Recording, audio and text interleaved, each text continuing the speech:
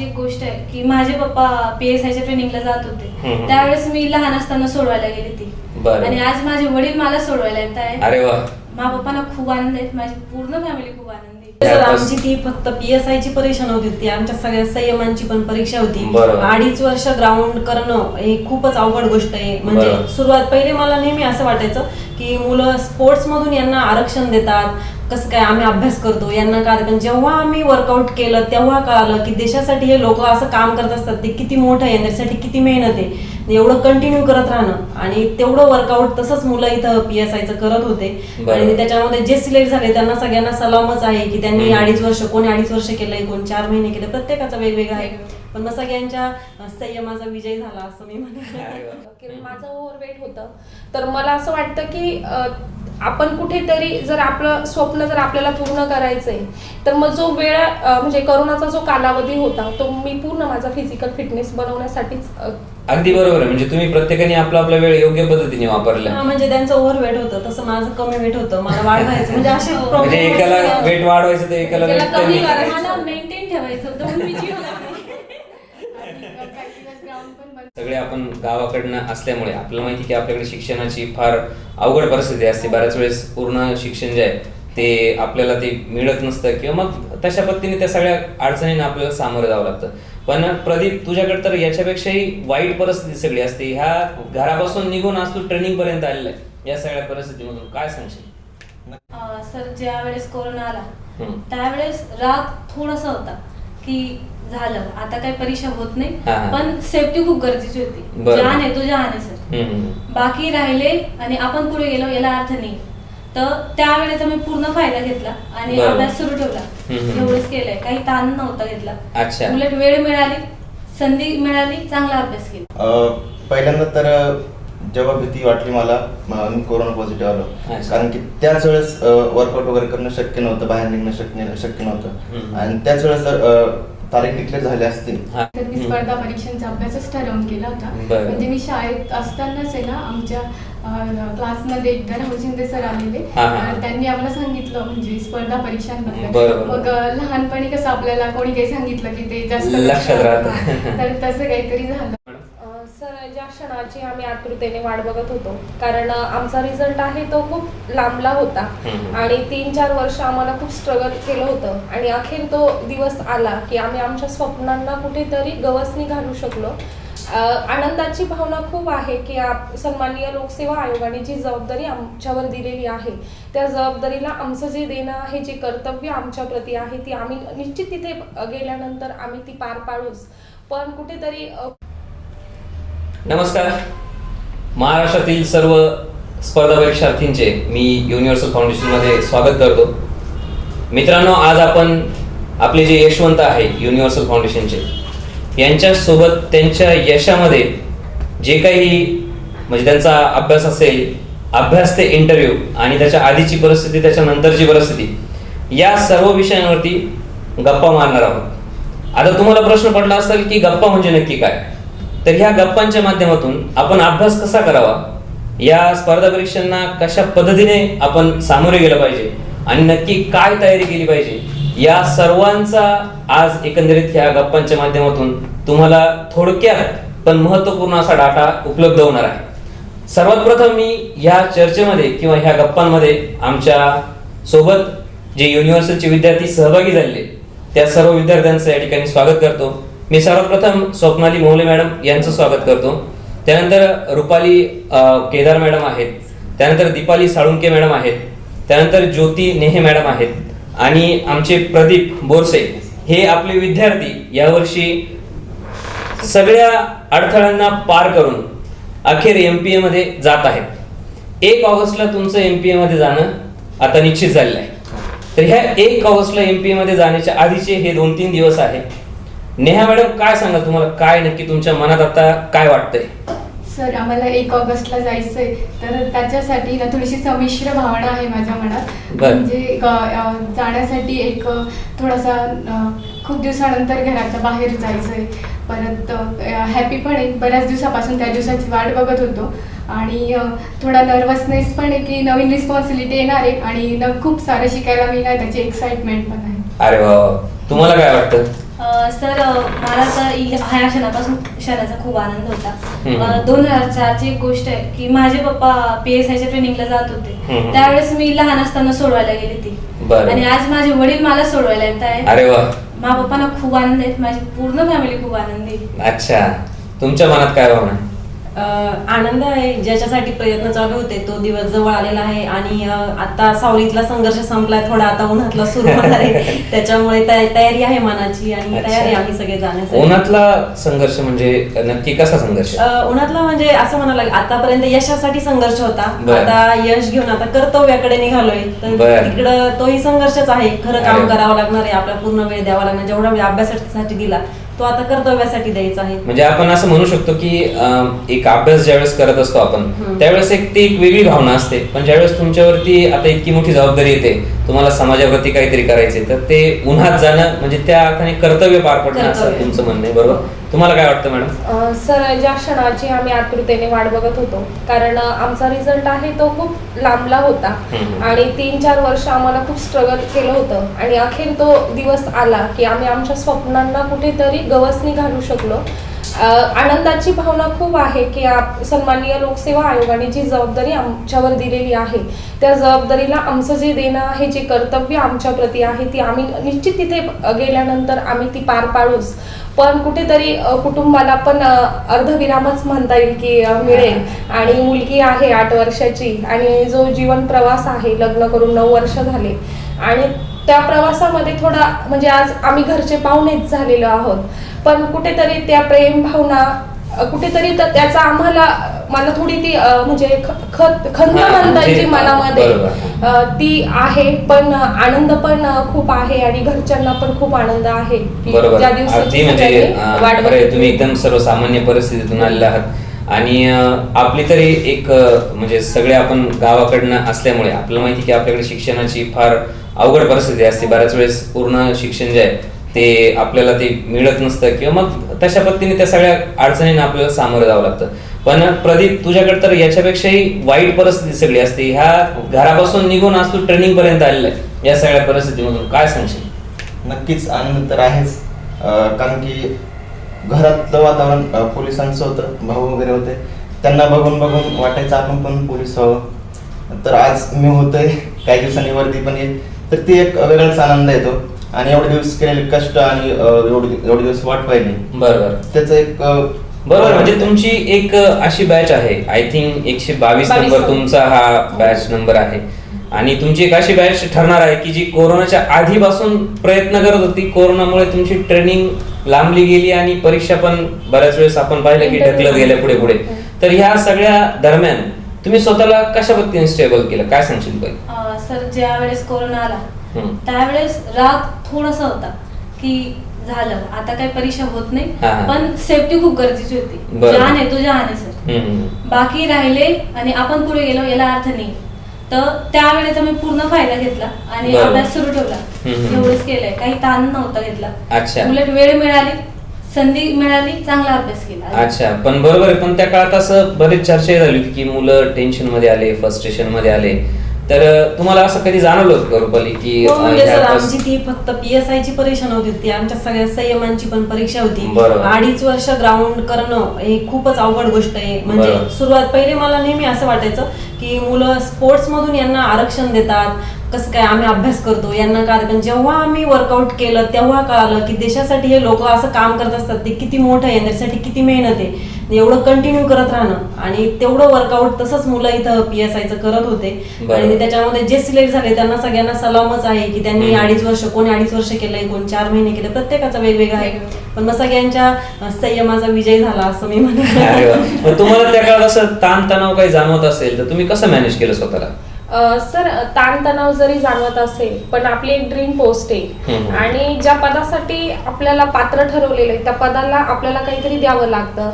तर मला असं वाटेल की ज्यावेळेस करोना आला त्यावेळेस फिजिकल फिटनेस मी खूप चांगला बनवला, मी स्वतःला पात्र केलं, कारण माझं ओव्हरवेट होतं. तर मला असं वाटतं की आपण कुठेतरी जर आपलं स्वप्न जर आपल्याला पूर्ण करायचंय तर मग जो वेळ म्हणजे करोनाचा जो कालावधी होता तो मी पूर्ण माझा फिजिकल फिटनेस बनवण्यासाठीच अगदी बरोबर आहे. म्हणजे तुम्ही प्रत्येकाने आपला आपला वेळ योग्य पद्धतीने वापरला. म्हणजे त्यांचं ओव्हर वेट होतं, तसं माझं कमी वेट होतं, मला वाढवायचं म्हणजे असे म्हणजे एकाला वेट वाढवायचं तर एकाला वेट कमी मला मेंटेन ठेवायचं होतं म्हणून मी gym ला गेले. आणि काही दिवस ग्राउंड पण बंद होते. बरोबर. हा माझा पुढचा प्रश्न तोच होता की ग्राउंड बंद असताना किंवा या सगळ्या परिस्थिती सगळंच लॉकडाऊन होतं, मग तुम्ही कसा काय फिजिकल फिटनेस नक्की तुम्ही कसा मेंटेन केला? सर आमच्या घराच्या इथे ना थोडीशी जागा होती, मग तिथे आम्ही ऑनलाईन एक्सरसाइज वगैरे बघून तशा करत होतो. किंवा थोडे दिवस मामाकडे गावाकडे जाऊन प्रॅक्टिस केलेली लॉकडाऊन मध्ये. किंवा बॉडी फ्लेक्सिबल ठेवण्यासाठी योगा वगैरे. मी तर पार्किंगमध्येच रनिंग केली. अच्छा. मी सर रस्त्यावर होता की पहाटेच्या वेळेला साधनं पण नसायची आणि करोनाच्या काळामध्ये तर सर्वच बंद होतं आणि मग मी पहाटेच्या वेळेस रनिंग वगैरे करून माझा फिजिकल फिटनेस मी चांगला ठेवला, मेंटेन ठेवला. तुला ह्या कोरोनाच्या परिस्थितीमध्ये प्रदीप नक्की कशा पद्धतीने अनुभव आला की तुला असं ते सांगावंसं वाटतं की या सगळ्या फेस तू पूर्ण करून आणि कोरोनावरती विजय मिळवला आणि इथपर्यंत आलेला आहे, तू काय सांगू शकतो याच्याबद्दल? पहिल्यांदा तर जेव्हा भीती वाटली मला मी कोरोना पॉझिटिव्ह आलो, कारण की त्याच वेळेस वर्कआउट वगैरे करणं शक्य नव्हतं, बाहेर निघणं शक्य नव्हतं. आणि त्याच वेळेस जर तारीख डिक्लेअर झाली असती तर अशी भीती खूप होती. आणि बऱ्याच पोरांना कोरोना होऊन गेला किंवा त्यावेळेस इतरही प्रॉब्लेम होते की आपल्या घरातलं कोणतरी एक्सपायर व्हायचं वगैरे किंवा कोणी पॉझिटिव्ह असायचं, तर असे भरपूर प्रॉब्लेम होते त्यावेळेस. असे सर्वजण त्याच्यामधून गेलेले, असे भरपूर प्रॉब्लेम आहेत. अच्छा. पण ह्या सगळ्या म्हणजे गोष्टींवरती मात करून आणि आज तुम्ही यशाच्या अंतिम टप्प्यात म्हणजेच ट्रेनिंगच्या पार्टपर्यंत आलेला आहे. परंतु हा जो प्रवास आहे हा खूपच रोमांचकारी असेल. साधारणतः म्हणजे असं काय सांगाल तुम्ही खास करून की कधीपासून अभ्यास चालू केला होता आणि अभ्यासाच्या चालू करण्याच्या आधी तुम्हाला काय वाटलं की आपण इकडे यायला पाहिजे, स्पर्धा परीक्षांकडे वळण्याचं काय कारण होतं तुमचं? सर कसं असतं की गव्हर्नमेंट जॉब हा खूप सिक्युअर असतो आणि आपल्यामध्ये जेवढे पोटेन्शियल आहे किंवा आपलं जे नॉलेज आहे, खरं तर एमपीएससी ही म्हणजे नॉलेज तपासते, तर मग आपल्यामध्ये गट्स आहे तर आपण करू शकतो. आणि घरच्यांचा सपोर्ट पण मला होता की स्पर्धा परीक्षा करून तू अधिकारी हो. आता माझ्या मिस्टरांचा सपोर्ट होता तर मला यावंसं वाटलं. त्याच्यामध्ये माझ्या आईची प्रेरणा होती. आई अंगणवाडी शिक्षिका असल्यामुळे आईच्या तोंडून नेहमी अधिकारी शब्द निघायचे आणि मला लहानपणापासून वाटायचं की आपण अधिकारी व्हावं असं. तर आईकडनं मी अधिकारी होण्याचं स्वप्न हे बघितलेलं होतं. अरे वा. रुपाली, आम्ही असं ऐकलं किंवा मग आता सर्वांनाच माहिती आहे, बऱ्याच लोकांनी ते ऐकलेलं आहे, तुझे स्पीचेस वगैरे सगळीकडे झाले आणि तू कीर्तन पण करायची. तर कीर्तन एका बाजूला आणि दुसऱ्या बाजूला डायरेक्ट PSI हे पद, हा प्रवास तू नक्की काय म्हणजे तुला काय वाटलं PSI व्हायला पाहिजे? म्हणजे सर ते वाटतात दोन्ही बाजूला, पण मी कोरिलेट करून त्याचा एकमेकांशी फायदा करून घेतलाय. कारण PSI असं काही ठरवलेलं नव्हतं, पण मी MPSCचा जो अभ्यास करायचे तो मला कीर्तनात पण उपयोगी पडायचा आणि कीर्तनाचा जो मला कॉन्फिडन्स होता, अभ्यास होता, जनरल नॉलेज, त्याचा मला इंटरव्ह्यूला फायदा झाला. म्हणजे मी वेगळे न बघता एकमेकांना कोरिलेट केलं आणि त्याचा पुढेही मला नक्कीच फायदा होईल. अच्छा. आणि तुझ्या वेळेस म्हणजे दीपाली ह्या अभ्यासाला सुरुवात केली असेल तर काय तुला असं वाटलं का की खूप जास्त वेळ द्यावा लागतो किंवा कमी वेळ द्यावा लागतो? कसं मॅनेजमेंट कसं होतं तुझं अभ्यासाला? सुरुवातीला काय मॅनेजमेंट होतं तुझं? सर जेव्हा 2017 माझं ग्रॅज्युएशन झालं, जस्ट लगेच मा भाऊने सांगितलं की युनिव्हर्सल जॉईन कर तू, कारण की तुला काही समजत नाही कोणते पुस्तकं वाचावे आणि कोणते नाही. तर मी क्लास लावला. क्लास लावल्यावर जे तुम्ही शिकवत होते मला ते लक्षात तर राहत होतं, पण पुस्तकही वाचणं गरजेचं होतं. तर तुम्ही जे सांगितले ते पुस्तकं त्यावेळेस होते, तुमच्या नोट्स होत्या, तेवढा मी अभ्यास केला, प्रॅक्टिस केली, बस एवढंच आहे सर. बरोबर. नेहा, माझा प्रश्न तुला असा आहे की तू ह्या प्रवासामध्ये म्हणजे PSI झाली, तू ठरवून झाली की अपघाताने झाली? नाही सर, ठरवून झाली. कशा पद्धतीने तू कसं ठरवलं होतं? म्हणजे एक्झॅक्टली PSI म्हणूनच नाही तर मी स्पर्धा परीक्षांचा अभ्यासच ठरवून केला होता. म्हणजे मी शाळेत असतानाच आहे ना, आमच्या क्लासमध्ये एकदा राहुल शिंदे सर आलेले, त्यांनी आम्हाला सांगितलं म्हणजे स्पर्धा परीक्षांबद्दल. मग लहानपणी कसं आपल्याला कोणी काही सांगितलं की ते जास्त लक्षात राहतं, तर तसं काहीतरी झालं. आणि मग माझं 12वी झाल्यानंतर माझा आत्ते भाऊ संतोष भोसले तो मला सरांकडे भेटायला घेऊन आला आणि मग मी तेव्हा BSc ला ऍडमिशन घेतलेलं होतं. तर मग सर म्हणाले की म्हणजे स्पर्धा परीक्षा करायचंय तर म्हणजे आर्ट्स कर तू सायन्स करण्यापेक्षा. आणि मला ते बरोबर वाटलं आणि मी नंतर आर्ट्सला ॲडमिशन घेतलं आणि मग युनिव्हर्सल फाउंडेशनमध्ये अभ्यासाला सुरुवात केली. अच्छा प्रदीप, तुझा ह्या म्हणजे सगळ्यांमध्ये वेगळा अनुभव राहिलेला आहे आणि एकंदरीत तुझं फिजिकल फिटनेस पण खूप चांगला होता, पण मात्र प्री आणि मेन्सचं मॅनेजमेंट जे आहे तुझं ते तू कशा पद्धतीने केलं होतं? प्री पूर्णपणे तर मी इथंच केले, जेवढं सरांनी शिकवलं वगैरे त्याच्यावरती, आणि लायब्ररी लावली नव्हती आर्थिक परिस्थिती असल्यामुळं. रूम मध्ये आम्ही 2-4 मुलांनी रूम घेतली, रूम मध्येच टेबल वगैरे आणला, रूम मध्येच अभ्यास केला. तर तसा अभ्यास केला. मुख्य अडचण झाली मुख्य परीक्षेला, PSIच्या मुख्य परीक्षेला पुण्याला जाऊ शकत नव्हतो. इथं क्लास नव्हतेच, कोणी घेत नव्हतं, कारण की सर्व मुख्य परीक्षा करणारे शक्यतो पुण्याला असतात, तर इथं कायद्याचं कोणी लेक्चर घेत नव्हतं. बरोबर. मग जेवढे पुस्तक अवेलेबल झाले, पुस्तक युट्यूब याच्यावरूनच केलं, आणि जास्त कोणाकडून घ्यायला भेटलं नाही, म्हणजे कोणी शिकवलं नाही. जेवढं काही केलं ते युट्यूब आणि पुस्तकांवरून केलं. बरोबर. हा म्हणजे तू ज्या सध्या टेक्निकल बाबी ज्या आहे त्यांचा पण तुझ्या अभ्यासामध्ये मोठा रोल राहिलेला आहे. खूपच चांगलं. तुमचा हा जो प्रवास असतो, म्हणजे आता प्रत्येकाचं जे यशापर्यंत कोण जात असतो, आपण कोणी ना कोणी या यशापर्यंत जात असताना अशा अनेक पिलर्स आपल्या बाजूने उभे असतात की जे तुम्हाला यशाकडे घेऊन जात असतात. काय सांगशील रुपाली, तुझ्या आयुष्यात असे कोण कोण पिलर्स आहे की जे या संघर्षाच्या काळात तुझ्या पाठीमागे ठामपणे उभे राहिले? सर, माझा प्रवास खूप लहानपणापासून बाहेर आलेला. काही दिवस आळंदी, काही दिवस इंदोरीकर महाराजांचा आश्रम, नंतर पुन्हा दोडी माझं गाव, पुन्हा इंजिनिअरिंग कॉलेज, आणि नंतर मग लग्न, युनिव्हर्सल फाउंडेशन, असा भरपूर मोठा प्रवास आहे. त्याच्यामुळे व्यक्ती पण खूप जास्त आहे माझ्या आयुष्यात मार्गदर्शन करणार. पण मी आता इथे फक्त MPSCच्या संदर्भात सांगते की ज्यावेळी MPSC करायचं असं ठरलं तर मार्गदर्शन मिस्टरांचं होतं. ते जेव्हा ते PWD डिपार्टमेंटला ज्युनियर इंजिनियर आहेत, ते स्वतः जेव्हा अभ्यास करत होते तेव्हा त्यांनी एकदा युनिव्हर्सल फाउंडेशनला व्हिजिट केली होती. राम सरांची त्यांची भेट झाली होती. त्यांना पुढे कंटिन्यू नाही करता आलं, पण त्यांना माहित होतं इथे क्लास आहे म्हणून. आणि आता प्रश्न असा आहे, काही लोकांनी मला असं विचारलं की तुमच्या घरातच ऑफिसर आहे तरी तू का क्लास लावला? तर याचं मुख्य कारण असं होतं की जरी ते अधिकारी होते तरी कितीही जवळचा व्यक्ती तुम्हाला 10 तास, 4 तास, 5 तास पूर्णतः वेळ नाही देऊ शकत, कारण त्यांना पण काम आहे, त्यांना पण जॉब आहे. मग त्यांनी पण विचार केला की माझी टेक्निकल पोस्ट आहे आणि तुला जर प्रशासकीय पोस्ट हवी आहे तर तुला पूर्ण मार्गदर्शन करायचं असेल तर आपल्याला क्लासकडेच वळावं लागेल. बरेच मुलं मार्गदर्शन न करता स्वतः अभ्यास करून करतात, पण मला असं वाटतं थोडा टाइम वाढतो त्यांनी. असं जो माझा वाचला की एवढं आपल्या सुरुवातीला काय वाचायचं काय हे माहित राहत नाही, मग सायमल्टेनियसली कसं करायचं ते कळत असतं आणि वाचन पण होत असतं सायमल्टेनियसली. मग त्याच्यामुळे मग आम्ही डिसिजन घेतला. तर मग आई वडील तर आहेत माझ्यासोबत पिलर म्हणून कायमच राहिले, आणि मिस्टर त्यांनी खूप याच्यामध्ये त्यांचा सपोर्ट वाटा आहे. आणि इथे आल्यावर युनिव्हर्सल फाउंडेशनचे संचालक आदरणीय राम खैरनार सर आणि आपली युनिव्हर्सल फाउंडेशनची पूर्ण टीम ही याच्यामध्ये MPSCच्या प्रवासामध्ये पिलर म्हणून सोबत आहे माझ्या, आणि ते माझ्या आयुष्यात कायम ऋण असतील ह्या सगळ्या लोकांचे. बरोबर आहे. मला स्वप्नाली मॅडम तुम्हाला एक प्रश्न विचारायचा आहे की बरेच मुलं अशी कंप्लेंट करत असतात की घरचे सपोर्ट करत नाही, आम्हाला वेळ कमी मिळतो, किंवा मग घरच्यांचं काम करून आणि सगळं हे करावं लागतं. तुम्ही तर मॅरिड, म्हणजे तुमचं लग्न झालेलं आहे आणि ते सगळं घरचं मॅनेज करून तुम्हाला एक छोटी मुलगी पण आहे, ते सगळं मॅनेज करून तुम्ही हा अभ्यास केला. काय नक्की संदेश द्याल विद्यार्थ्यांना, तुमचा तो नक्की कसं मॅनेजमेंट होतं, काय सांगाल विद्यार्थ्यांना? सर, एखादी गोष्ट आपण ठरवलेली की मला स्पर्धा परीक्षा द्यायची, तर आपण असे रिझन नाही दिले पाहिजे की मला हे करावं लागतं किंवा ते करावं लागतं. ते आपलं पर्सनल मॅटर झालं. पण आपल्याला काय करायचंय, आपलं स्वप्न खूप म्हणजे आपल्या स्वप्नांसाठी आपण किती झटू शकतो. कारण मी ज्यावेळेस युनिव्हर्सल फाउंडेशन मध्ये आली तर राम खैरनार सर हे माझ्यासाठी खूप पॉझिटिव्ह, म्हणजे जी आपण जो पॉझिटिव्ह पिलर म्हणतो किंवा मुख्य आधारस्तंभ हे राम खैरनार सर ठरले.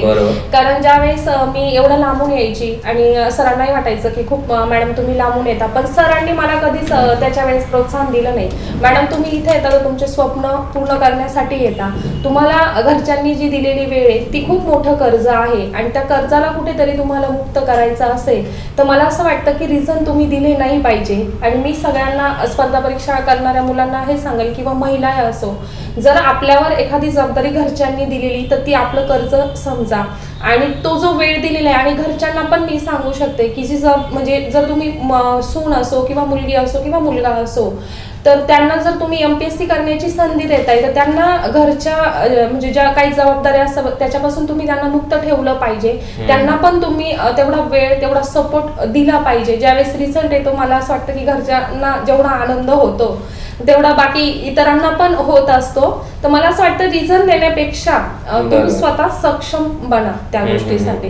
बरोबर ज्योती, मला तुला हाच प्रश्न विचारायचा आहे की म्हणजे मी तोच प्रश्न परत एकदा रिपीट करतो की मुलं म्हणतात की आम्हाला घरचे सपोर्ट करत नाही, आणि काही वेळेस असे विद्यार्थी असतात की 2-3 वर्ष झाल्यानंतर, आणि घरच्यांचं साहजिक आहे, तू जर 2 वर्ष अभ्यास करताय तर तुम्हाला काहीतरी रिझल्ट तुम्ही शो केला पाहिजे. तर असे काही प्रसंग तुझ्या आयुष्यात घडले का? सर, अभ्यास करताना तर सगळ्या स्पर्धा परीक्षांना करणाऱ्या विद्यार्थ्यांना लोक विचारत असतो की किती दिवस झाले तुम्ही करताय. तर आमचं म्हणजे आम्ही ना 3 बहिणी होतो आणि माझा एक लहान भाऊ होता, आणि आमच्या एक्झाम पुढे जात होत्या कोविडमुळे. तर मग लवकर एक्झाम होत नव्हत्या, आणि माझ्या बहिणीचं ती माझ्यापेक्षा 1.5-2 वर्षानेच लहान आहे. मग सगळ्यांचं म्हणणं पडायचं की तिचं म्हणजे माझं लग्न करायचं असा विषय चालायचा. तर मग मी म्हटलं की नाही, माझं पूर्ण झाल्याशिवाय मी नाही करणार. मग त्या काळामध्ये मी माझ्या बहिणी म्हणजे लहान बहिणीचं घरच्यांना सांगून तिचं आधी लग्न केलं. म्हणजे आपण जर एखादी गोष्ट ठरवली तर मग सगळे आपोआप सपोर्ट करता, हेल्प करता. तर आपला स्वतःचा तेवढा म्हणजे पाहिजे. म्हणजे आपण असं म्हणू शकतो का अगर दिल से चाहे तो पूरी कायनात हमें बरोबर. म्हणजे मला तेच मग दीपाली तूही सांग की जे मुलं जे कम्प्लीट करतात ते चुकीचं आहे थोडंफार, की आम्हाला घरची वेळ देत नाही वगैरे वगैरे असं काही? सर तसं काही नाही. आपलं स्वप्न किती भक्कम याच्यावर सर्व काही डिपेंड असतं. तुमच्यामध्ये तुम्ही 4 तास तुमच्या आईला समोर मोबाईल घेऊन बसले असणार तर आपला मुलगा काय करतोय नसेल, पण ते 4 तुम्ही पुस्तक घेऊन बसले असणार तर आई वडिलांना वाटत नाही माझा मुलगा मेहनत घेतोय. बरोबर, ते सपोर्ट करतात. अगदी बरोबर. माझी आई माझ्यासाठी खूप मोठा आधार होती. माझा लग्नाचा विषय चालू होता. आमचं इथं असं आहे की आमच्या इथं सर्व मुली मुलगा पाहिजे तर अधिकारी पाहिजे असं होतं. मला एक मुलगा तसं होतं, त्याने मला नाही म्हटलं. तर पप्पा मला खूप रागवले की एक तर तू होते काय, मला माहित नाही कशामुळे तुला नाही म्हणताय. माझी मम्मी मला बोलली मुली याच्यासाठी धडपड करताय की लग्नासाठी मुलगा कसा अधिकारी भेटेल. माझी मुलगी स्वतः अधिकारी होते. अरे वा. हे म्हणजे आपल्या आईवडील सपोर्ट करतात, फक्त आपण चुकायचं नाही. म्हणजे घरच्यांचा सपोर्ट असतो हे कारण देणं या केसमध्ये चुकीचं आहे. पण या दरम्यान तू जो मुद्दा काढला तो खूप इम्पॉर्टंट आहे की मोबाईलवरती टाइमपास करणं किंवा अनेक वेळेस जेवणाला फिरायला जाणं मित्रांसोबत. तर असं तुम्हाला तुमच्या सगळ्या शेड्यूलमध्ये तुम्ही काय असे टाइमपास केले का? कधी तुम्हाला जाणवलं का? किंवा काय त्याचं महत्व राहिले की टाइमपास कमी केल्यामुळे तुम्ही मोबाईल जरी बघितला तरी त्याचे टेलिग्रामची करंट अफेअर्स वाचले. बरोबर.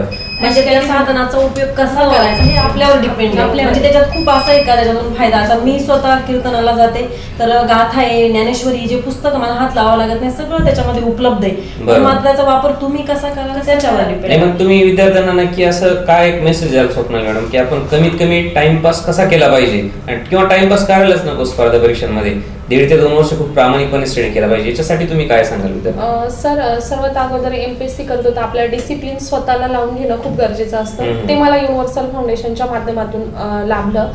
कारण मी स्वतः डिसिप्लिन मध्ये नव्हती. ज्यावेळेस युनिव्हर्सल फाउंडेशन मध्ये माझं ऍडमिशन झालं, मी फोन पासून परावृत्त ठेवली. म्हणजे जेवढं सोशल मीडिया आहे त्याच्यापासून मला परावृत्त ठेवलं. आणि इथे सर्वांनाच जे रूल्स आहेत ते करावेच लागतात. आणि त्यामुळे आम्हाला सर्वांना एक म्हणजे काय म्हणता येईल शिस्त लागली, आणि त्याचा मला खूप उपयोग झाला. पण मी मुलांना हेच सांगेल की सोशल मीडिया पासून तुम्ही खूप कमीत कमी राहा.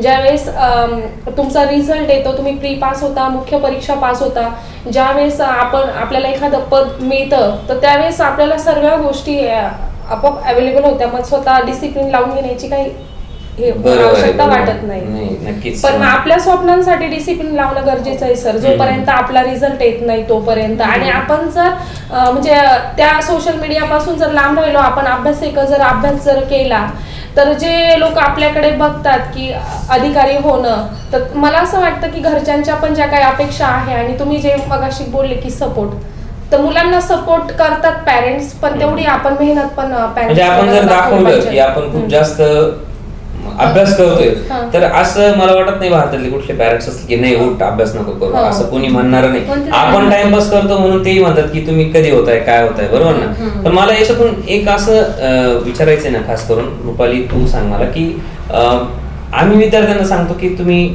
खाली म्हणजे आमच्या क्लासच्या इथे बाहेर चहाची एक टपरी तिथे ते जातात आणि अर्धा एक तास तिथे थांबलेले असतात, जेवणाला जातात 2 तास ते जेवणाला वेळ देतात, त्यानंतर मग संडे सॅटर्डे फिरायला जातात. तर ह्या गोष्टी तुम्ही तुमच्या आयुष्यात केल्या?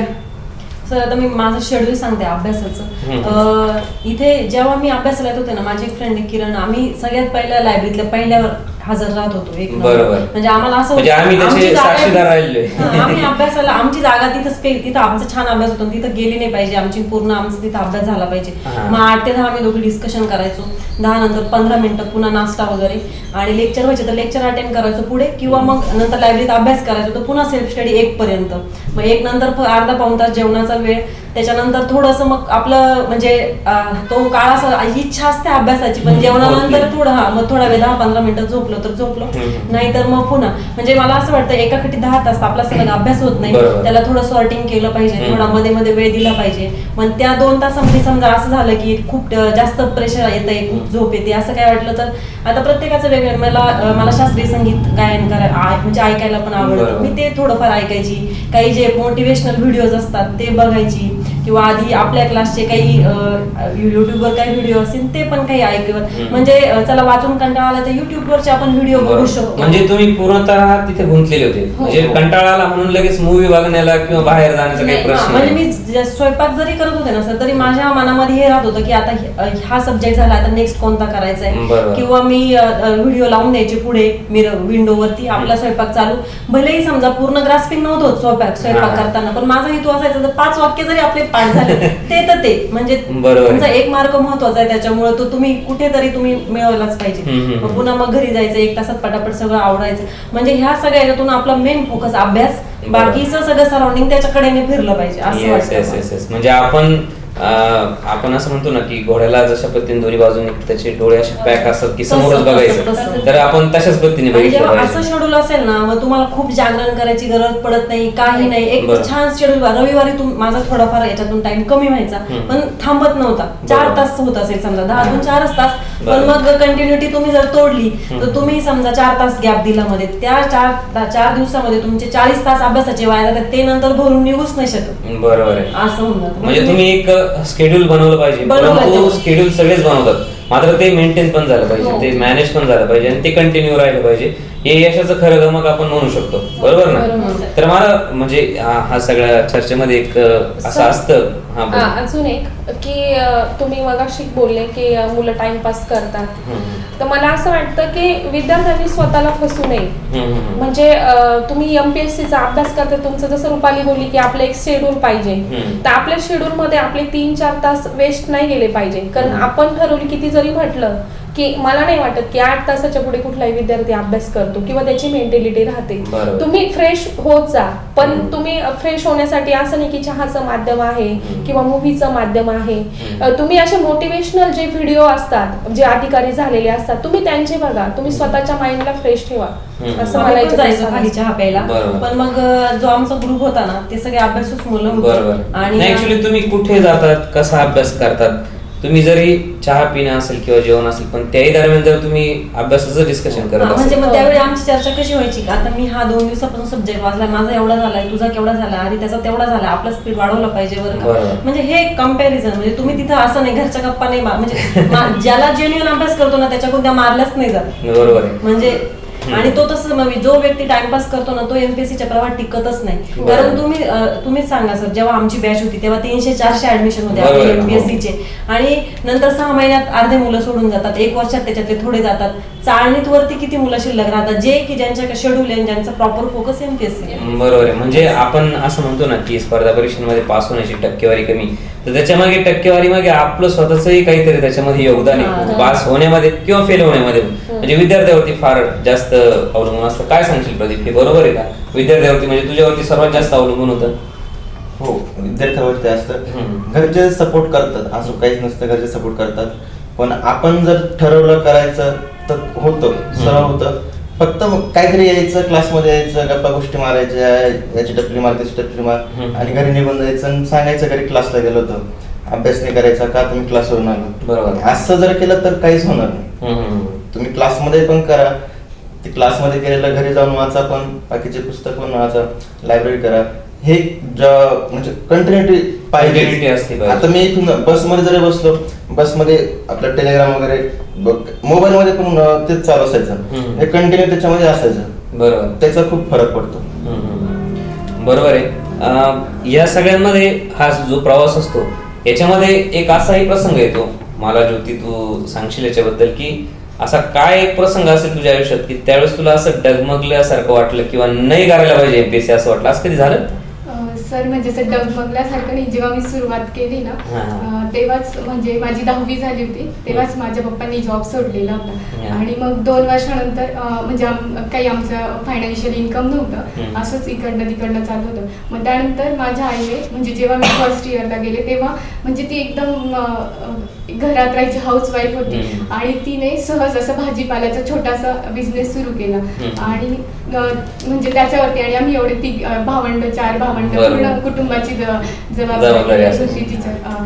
आणि त्यात म्हणजे सुरुवात झाली तेव्हा म्हणजे मला कुठेतरी एक हे होतं की करावं की नाही, किंवा म्हणजे आईला सपोर्ट करायला. पण तेव्हा पण म्हणजे मी नाही म्हटलं की आपण काहीतरी पोस्ट मिळवू, आणि असं म्हणजे आपल्याला पूर्ण वेळ कष्टाने करायचे, तर आईच्या कष्टाला काहीतरी फळ मिळावं, त्याच्यामुळे मी तेव्हापासूनच सुरुवात केली. आणि कधी मला असं डगमगल्यासारखं झालं तर माझे इन्स्पिरेशन होते, त्यांच्यामुळे मी नेहमीच म्हणजे सुरुवातीला मी UPSC करत होते, तर माझे प्रिलिम नाही निघाली, तर म्हणजे त्यावेळी पण मला डगमगल्यासारखं झालं, पण मी लगेच म्हणजे परत एकदा पूर्वपदावरती आली तू. बरोबर. तुला काय वाटलं, असं कधी झालं तुझ्या आयुष्यात दीपाली? सर ज्या वेळेस मी MPSC सुरू केली, बेसिक पुस्तकं वाचण्यासाठी घेतले, तर मी डायरेक्टली म्हणजे आपले हिंदीचे पुस्तकं असतात NCERTचे ते घेतले. आता राज्यसेवेसाठी कोणते लागतात हेच माहित नाही, डायरेक्ट NCERTचे घेतले. ज्या वेळेस ते वाचले, भाऊने विचारले 2-4 प्रश्न, काही येत नव्हतं. वाचले तर 3दा होते, काही येत नव्हतं. मग थोडंसं वाटलं की नाही आता क्लास लावावा लागेल. क्लास लावला, पण त्यावेळेस बी सर्व माझ्या आजूबाजूचे होते, कोणी डॉक्टर होते, इंजिनियर होते, MA असे म्हणजे थोडेसे म्हणजे शिक्षण खूप जास्त होतं, आणि मी साधं BA.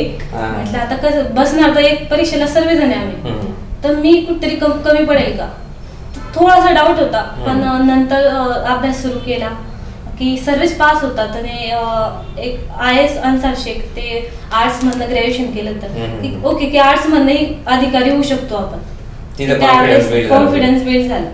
तेवढंच मला वाटलं. प्रवासात जास्त अडचणी नाही आल्या, कारण की यावेळी सपोर्ट खूप होता मला. म्हणजे मला हा बोल. म्हणजे माझ्या 18ची जेव्हा मी प्रिलिम दिली, ती माझी पहिलीच प्रिलिम होती. म्हणजे सर रामसरांनी काय सांगितलं होतं की तुम्ही अभ्यास करून तयारी राहा परीक्षा येण्याच्या आधी. मी 17चा काही फॉर्म भरला नाही, मग 18चा भरला. आणि मी माझ्या आयुष्यातला इंजिनिअरिंगला ना 12वीला ना 10वीला एवढा वेळ न देता एवढा अभ्यास तिथे केला होता, आणि माझी प्रिलिम निघाली नाही. मग ते खूपच असं वाटलं होतं की नाही आता संपलं आपलं सगळं. एक तर इंजिनिअरिंग केलं आणि तिथे एवढा वेळ दिला गेलाय, आणि हळूहळू जेव्हा वेळ जास्त जातो ना, नंतर आपल्याला प्रश्न विचारणारे आपल्याला अजून प्रेशर क्रिएट करतात. म्हणजे 2-3 वर्षानंतर तर मला ते 1-2 जण असे म्हटले, तुमचे काही इंजिनिअरिंगच्या शेवटच्या वर्षाचे काही विषय बॅक आहे का, म्हणजे ते तुम्ही अजून देताय का 3 वर्ष.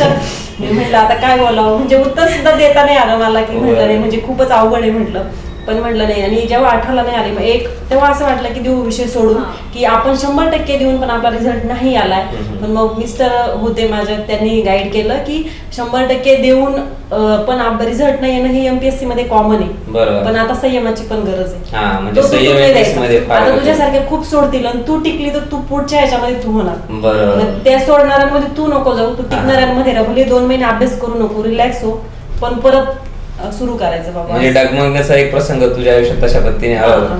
तुमच्या आयुष्यात असं काही घडलं का की जसं रुपालीने सांगितलं की बाहेरचे लोक थोडक्यात आपण म्हणू की टोमणे मारतात, बरोबर, तर असं काही टोमणे मारले गेले किंवा मग त्याच्यामुळे तुम्हाला असं वाटलं की लोकांचा हेतू टोमणे मारणं नसेल कदाचित, पण आपणच अशा परिस्थितीत असतो ना, आपल्याला कोणी बोललं का आपल्याला टोमणेच वाटतात ते, कारण आपल्याकडे काहीच नसतं. आपल्याला असं वाटतं कोणी सहज म्हणेल काय करतो, तरी आपल्याला असं वाटतं हा टोमणाच. माझी दीदी विचारायची, माझा मुलगा 5 वर्ष झाला, तू अजून प्रिलिम पास झाली की पहिलीला जाण्याची वेळ झाली किंवा तर मग असं काही. सर काय झालं होतं की 2012ला माझं MA पूर्ण झालेलं होतं आणि स्पर्धा परीक्षा करायची, पण एक करायची म्हणजे मी स्वतः डिसिप्लिन मध्ये नव्हते, पुस्तकं कसे वाचायचे ते काहीच वगैरे मला माहित नव्हतं. नुकतंच युनिव्हर्सल फाउंडेशन मध्ये ऍडमिशन घेतल्यानंतर मग फॅमिली प्लॅनिंग केलं, मग पुन्हा युनिव्हर्सल फाउंडेशन मध्ये 3 महिनेच राहिली, पण लोकांनी काय केलं की तोच कालावधी त्यांनी ग्राह्य धरला. नंतर मग मुलगी झाली, थोडं तिचं संगोपन करण्यामध्ये माझा वेळ निघून गेला होता. तरी पण लोकांना असं वाटायचं की मी MPSCचेच पेपर देते, पण मी ज्यावेळेस 2016च्या एंडिंगला ज्यावेळेस 17 पासून मग आम्ही क्लास लावला, तरी पण लोक टोमणे मारायचे, माझ्या मिस्टरांना स्वतः मारायचे की तू मुलीला घेऊन येतोस आणि ती तशीच म्हणजे तिला तर सगळं काही मोकळं वातावरण असताना सुद्धा तिला कुठलेच कष्ट नाही, काही नाही, तू उन्हामध्ये काम वगैरे करतो. म्हणजे टोमणे त्यांना पण बसायचे आणि मला पण बसायचे, पण मी माझ्या स्वप्नांवर खूप ठाम होते की माझी मेहनत ही प्रामाणिक आहे, तर मला असं वाटतं कधी ना कधी मला त्याचं फळ नक्कीच मिळेल. आणि जे टोमणे मारायचे मी त्याचा पॉझिटिव्ह अर्थ घ्यायची की नाही, आता आपण पुन्हा जोमाने एनर्जी समजली पाहिजे, पुन्हा आपण जोमाने खूप लढलं पाहिजे. आम्ही रिझल्ट सर खूप लवकर दिला होता सगळ्यांनीच 2019ला, पण कोविड ही खूप मोठी आपत्ती ती जगावर आलेली होती, त्याच्यामुळे आमचा रिझल्ट लांबला गेलेला होता. पण कोणी किती पण टोमणे मारू द्या, फक्त आपल्या प्रयत्नांशी प्रामाणिक राहा. यश ज्यावेळेस मिळतं, यशाला कुठलाच शॉर्टकट नसतो आणि यश मिळाल्यानंतर यशाला कधी युटर्न सुद्धा नसतो, हेच मी सांगायचं. अरे वा, खूप चांगलं. म्हणजे आपण थोडक्यात म्हणू शकतो की आपल्यामध्ये असणारा संयम, आपल्यामध्ये करण्याची जिद्द, आपलं प्रॉपर नियोजन, ह्या गोष्टी जर असतील तर आपल्याला कोणी काय प्रश्न विचारले, जसे तुम्हाला सगळ्यांनाच कोणी ना कोणी पास होण्याच्या आधी विचारलं असेल, त्या सगळ्यांचं अंतिम उत्तर म्हणजे तुमचं यश असतं आणि ते यशाने त्यांना आपोआप उत्तर मिळून पण जातं. पण दीपालीने एक विषय काढला तो खूप महत्वपूर्ण आहे की ग्रॅज्युएशन तुम्ही नक्की कोणत्या फील्डमध्ये ग्रॅज्युएशन केलंय. आता प्रत्येक फील्डचे मुलं MPSC UPSC कडे येतात, ग्रॅज्युएशनचा खरंच काही रोल असतो, म्हणजे BSc वाला वेगळा, BA वाला वेगळा, का सगळे स्पर्धा परीक्षांमध्ये सारखे होऊन जातात, काय सांग? सर्वच सारखे आहे. म्हणजे असं नाही की तुम्ही कला शाखेतून आले किंवा मग म्हणजे सायन्स आहे किंवा कोणाचं कॉमर्स आहे, MPSC सगळ्यांना स्टेबल ठेवते. MPSCचा थोडासा फायदा असा होतो, थोडासा काय समजा जसं की माझं इलेक्ट्रॉनिक्स अँड टेलिकम्युनिकेशन माझी ब्रांच आहे, मुख्य परीक्षेला जो कॉम्प्युटरचा 5 मार्क होते ना, तर अभ्यास न करता मला 4 आले. किंवा समजा एखाद्याचं स्पेशल हिस्ट्री आहे, स्पेशल इंग्लिश आहे, तर तो सब्जेक्ट जेव्हा तुम्हाला करायचा तर तुम्हाला 2 महिन्याचा 1 महिना लागू शकतो. एका विषयाला तुम्हाला फायदा होऊ शकतो, कारण तुमचं ग्रॅज्युएशन एकच विषयात होऊ शकतं, बाकी तर मेहनत तुम्हाला सगळ्यांना सारखीच. आणि असं पण नाही सर, तुम्ही सायन्स मधून आले म्हणजे MPSC नुसार सायन्सच विषय नाही, बाकीचे सगळे विषय कव्हर आपल्याला करायचे. म्हणजे आपण जरी आपल्या ग्रॅज्युएशन कशातून जरी झालं तर आपल्याला सगळे विषय अभ्यासावे लागतात. आणि मला तर खूपच जास्त फायदा झाला होता, कारण की माझे हिस्ट्री, जिओग्राफी, पॉलिटिक्स सगळं क्लिअर झालं, सर्व क्लिअर एक ग्रॅज्युएशन मध्ये होतं. मॅथ आणि सायन्स हे मी नंतर केलं. ग्रॅज्युएशन म्हणजे प्रश्न जर असा उडला तुम्ही आधीच प्लॅन केलाय तर मग तुम्ही 4 वर्ष 5 वर्षाचा काही ग्रॅज्युएशनचा कोर्स आहे तर तो न करता तुम्ही कमी वेळेचा करू शकता, तुमचे तेवढा वेळ वाचू शकतो. म्हणजे नंतर तुम्ही नियोजन केलं तर ठीक आहे, झालेलं असेल तर, पण जर आधीच केलं तर तेवढा फायदा होऊ शकतो. म्हणजे तुम्ही काय असं सुचवू इच्छिता की ग्रॅज्युएशन नंतर अभ्यासाच्या ऐवजी 12वी नंतर लागलं, 10वी नंतर लागलं, जास्त अभ्यास?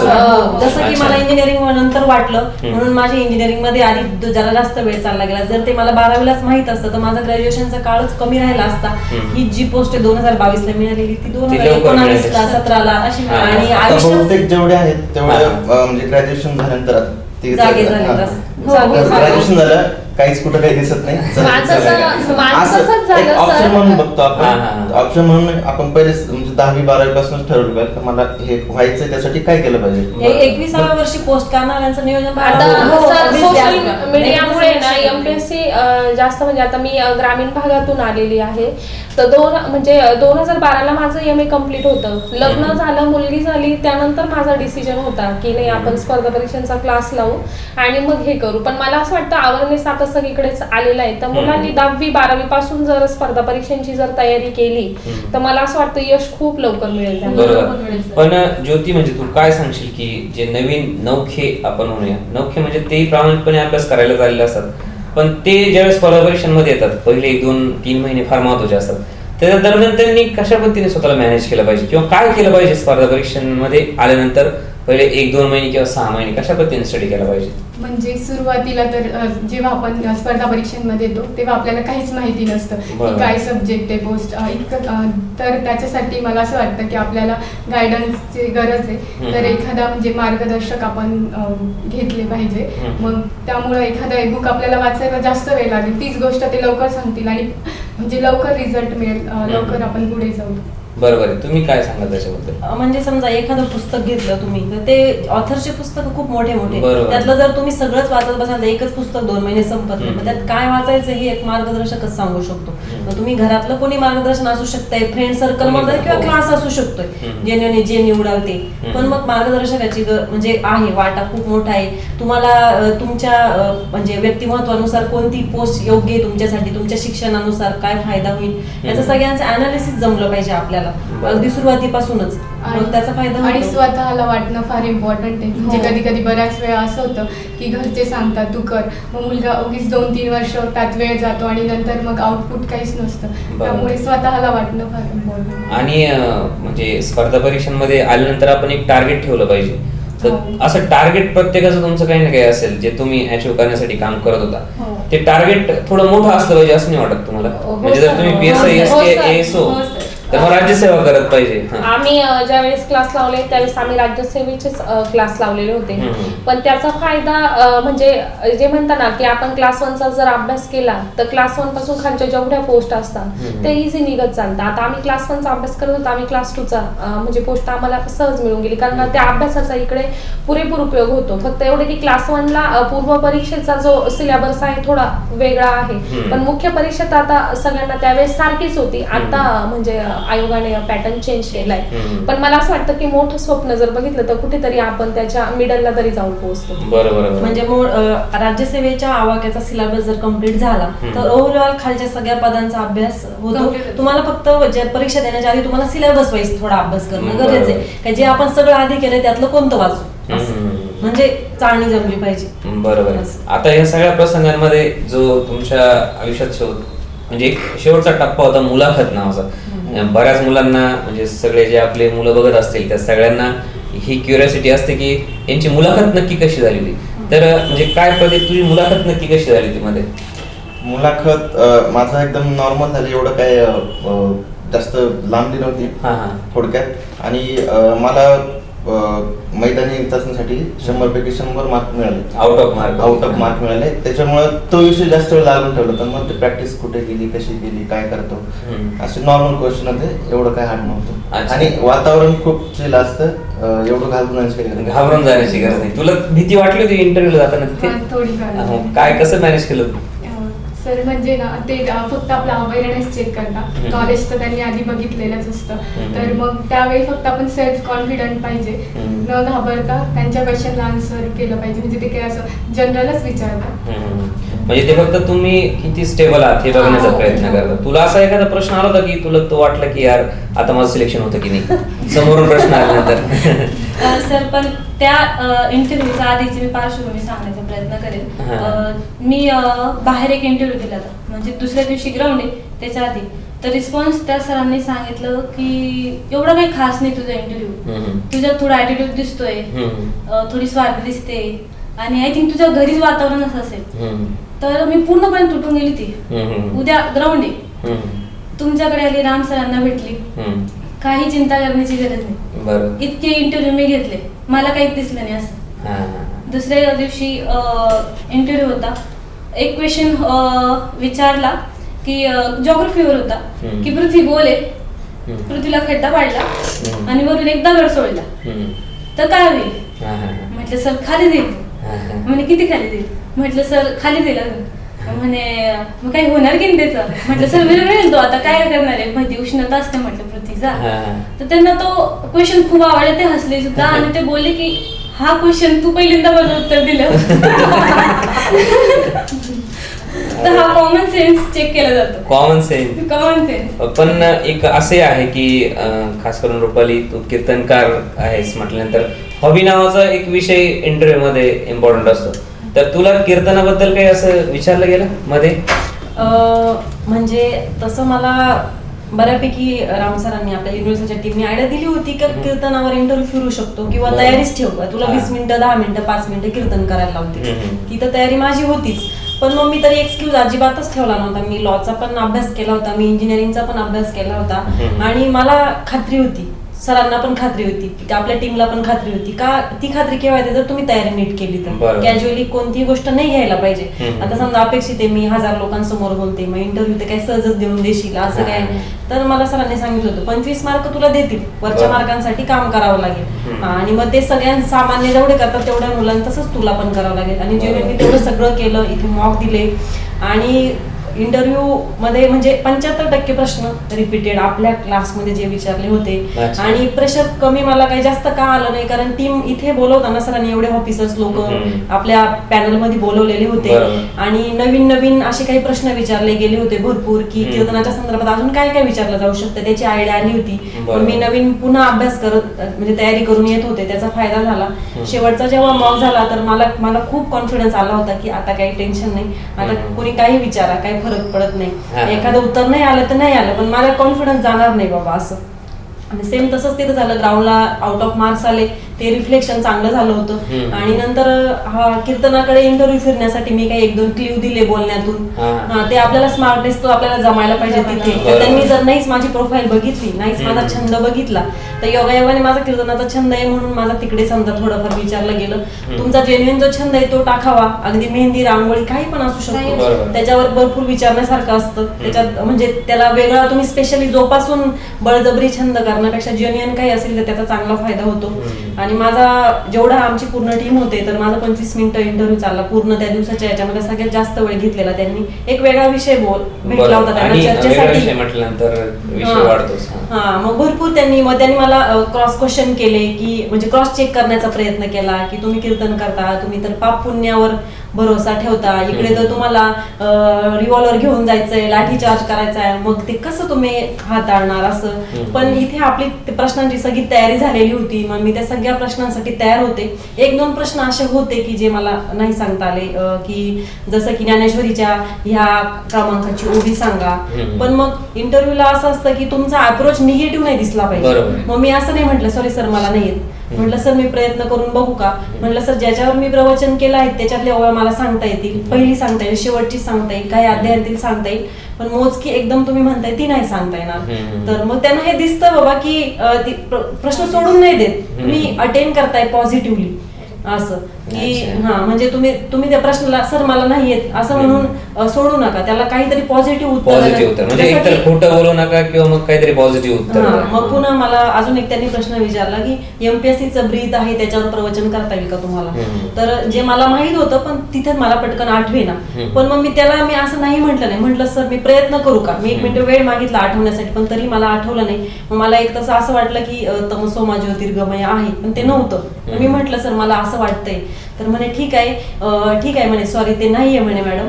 म्हटलं सर तुम्ही म्हणताय जर प्रवचन तर ते नक्कीच खरंच म्हटलं छान असेल सर, मी परत एकदा बघून घेईन. म्हणजे तुम्ही नाही म्हणण्यापेक्षा इतकं पॉझिटिव्हली बोलणं खूप गरजेचं आहे. म्हणजे तुमचा इंटरव्ह्यू 10 मिनिटं चालायला नाही पाहिजे याची काळजी आपणच घ्या, आपणच तसं एक्सप्लेन करा असं तसं. आणि कदाचित त्याचाच परिणाम असा असेल की तुला इंटरव्ह्यूला महाराष्ट्रामध्ये सर्वाधिक मार्क म्हणजे 30 आय थिंक आउट ऑफ 40 40 पैकी 30 मार्क. तर त्याच्या मागे याचा मोठा रोल राहील असं तुला वाटतं का? हो रोल राहील. आणि ते तुम्हाला घाबरायचा प्रयत्न करतात ना, जसं त्यांनी कसं काय तुमचं कीर्तन असं तर तुम्ही इकडे कसं येणार, म्हणजे तुम्ही चुकीच्या रस्त्याला येताय की काय, हे ते आपल्याला दाखवतात की तुम्ही चुकताय तुमचं काहीतरी. आपण घाबरायचं नाही, आम्ही बरोबरच आहे सर. उलट मी दाखवून दिलं की अप्रोच का सर. गीतेमध्ये भगवान श्रीकृष्णाने सांगितलंय की तुमचं ध्येय जर तिथे पोहोचायचं ते योग्य असेल तर रस्ता थोडा वाकडा तिकडा असेल तर चालेल. जर ध्येय आपल्याला राज्यघटनेचं पालन करणं तर त्याच्यासाठी काठी रिव्हॉल्वर या गोष्टींचा उपयोग आपण आपण करू शकतो. मग ते याच्या पुढे काही त्यांनी काही प्रश्नच विचारला नाही की ही तयारी तर झाली, ही कोणताच प्रश्न सोडतच नाही, पूर्ण हेच करते. तर त्याच्यामुळे 25 मिनिटं घेऊन त्यांना पण खूप रिलीफ वाटलं, एवढा वेळ घेतला आणि मी पण एकदम रिलॅक्स झाले, भरपूर प्रश्न विचारले. तुम्हाला पण स्वप्नाली मॅडम असा अनुभव आला असेल की तुमच्या काही आता तुम्ही ज्या फॅमिलीतून येतात, आय थिंक तुमची फुलांची शेती, तर मग त्याच्या संदर्भात काहीतरी तुम्हाला एखादा प्रश्न विचारला गेलाच असेल, किंवा काय तुमचा इंटरव्ह्यूचा कसा एक्सपिरियन्स राहिला? सर, इंटरव्ह्यूला जाण्याच्या अगोदर युनिव्हर्सल फाउंडेशनचे रामखेंडर सर आणि युनिव्हर्सल फाउंडेशनची जी पूर्ण टीम होती त्यांनी मला एवढं सक्षम बनवलेलं होतं की ज्यावेळेस मी इंटरव्ह्यूला जाईल तर मार्क खूप चांगले घेऊनच येईल. आणि सरांनी जे काही क्वेश्चन मला विचारले होते, कारण सरांना माहित होतं की मी माझं जे बॅकग्राऊंड आहे ते शेतीचं आहे, मी मॅरिड आहे, मला मुलगी आहे, आणि रामखेंडर सरांनी मला तेवढी कल्पना दिलेली होती की तुझा इंटरव्ह्यू हा तुझ्या फॅमिलीवर फिरू शकतो, बट अजून शेतीवर पण फिरू शकतो. तर सरांनी तेवढी तयारी माझ्याकडनं करून घेतलेली होती. आणि जे युनिव्हर्सल फाउंडेशन मध्ये जे क्वेश्चन विचारले जे फॅमिलीबद्दल, ते सेम टू सेम तसेच मला तिथं विचारले होते. त्याच्यामुळे मला असं बॉदरेशन काहीच आलेलं नव्हतं. मी म्हणजे ज्यावेळेस माझा इंटरव्ह्यू हा एकदम हसत खेळत झाला होता, आणि सरही काही मला लाईटली घेत नव्हते आणि मी पण काही लाईटली उत्तर देतच नव्हती. म्हणजे कसं की त्यांनी सगळ्यात अगोदर त्यांनी माझं नॉलेज तपासून बघितलेलं होतं. सगळ्यात अगोदर माझी प्रोफाईल काढली, माझा जो सब्जेक्ट होता इकॉनॉमिक्स, त्याच्यावर मला क्वेश्चन विचारलेले होते. इकॉनॉमिक्सची व्याख्या असो काही असो, थोडं राजकारणावर माझा इंटरव्ह्यू फिरला होता. माझा सगळ्यात जास्त इंटरव्ह्यू हा शेतीवर फिरलेला होता की मॅडम शेती किती आहे, मग शेती कोणती करता, मग फुलांची, मग कोणते फुलांचे प्रकार विचारले होते ते सांगितले होते. मग त्याच्यावर रोग आल्यानंतर कोणत्या पावडरी मारतात, तिथे मला सगळ्यात जास्त हे वाटलं. म्हटलं सर सॉरी सर, म्हटलं मी शेती कधीच केली नाही, कारण मला MPSC करायची होती आणि मिस्टरांनी कधीच म्हटलं मला शेतीमध्ये येऊ दिलं नाही. आणि जे प्रामाणिक आहे ना, आपण जे प्रामाणिक त्यांना जर आपण आपलं जर प्रामाणिकपणा जर दाखवलं ना सर, आणि ते एवढे हुशार लोक असतात, त्यांना कोण खोटं बोलतंय कोण खरं बोलतंय ते लगेच म्हणजे ऑब्झर्व इतकं त्यांचं बारीक असतं ना की त्यांना कळून जातं. आपण प्रामाणिकपणे उत्तरं द्यायची की नाही सर मी नाही गेलेली. कारण आणि सगळ्यात जास्त मला त्यांचा लास्टला जो क्वेश्चन होता ते हॅपी होते, पण मला 3दा पॅनलने म्हणजे शुभेच्छा दिल्या होत्या की बेस्ट लक म्हणे मॅडम आमच्याकडनं.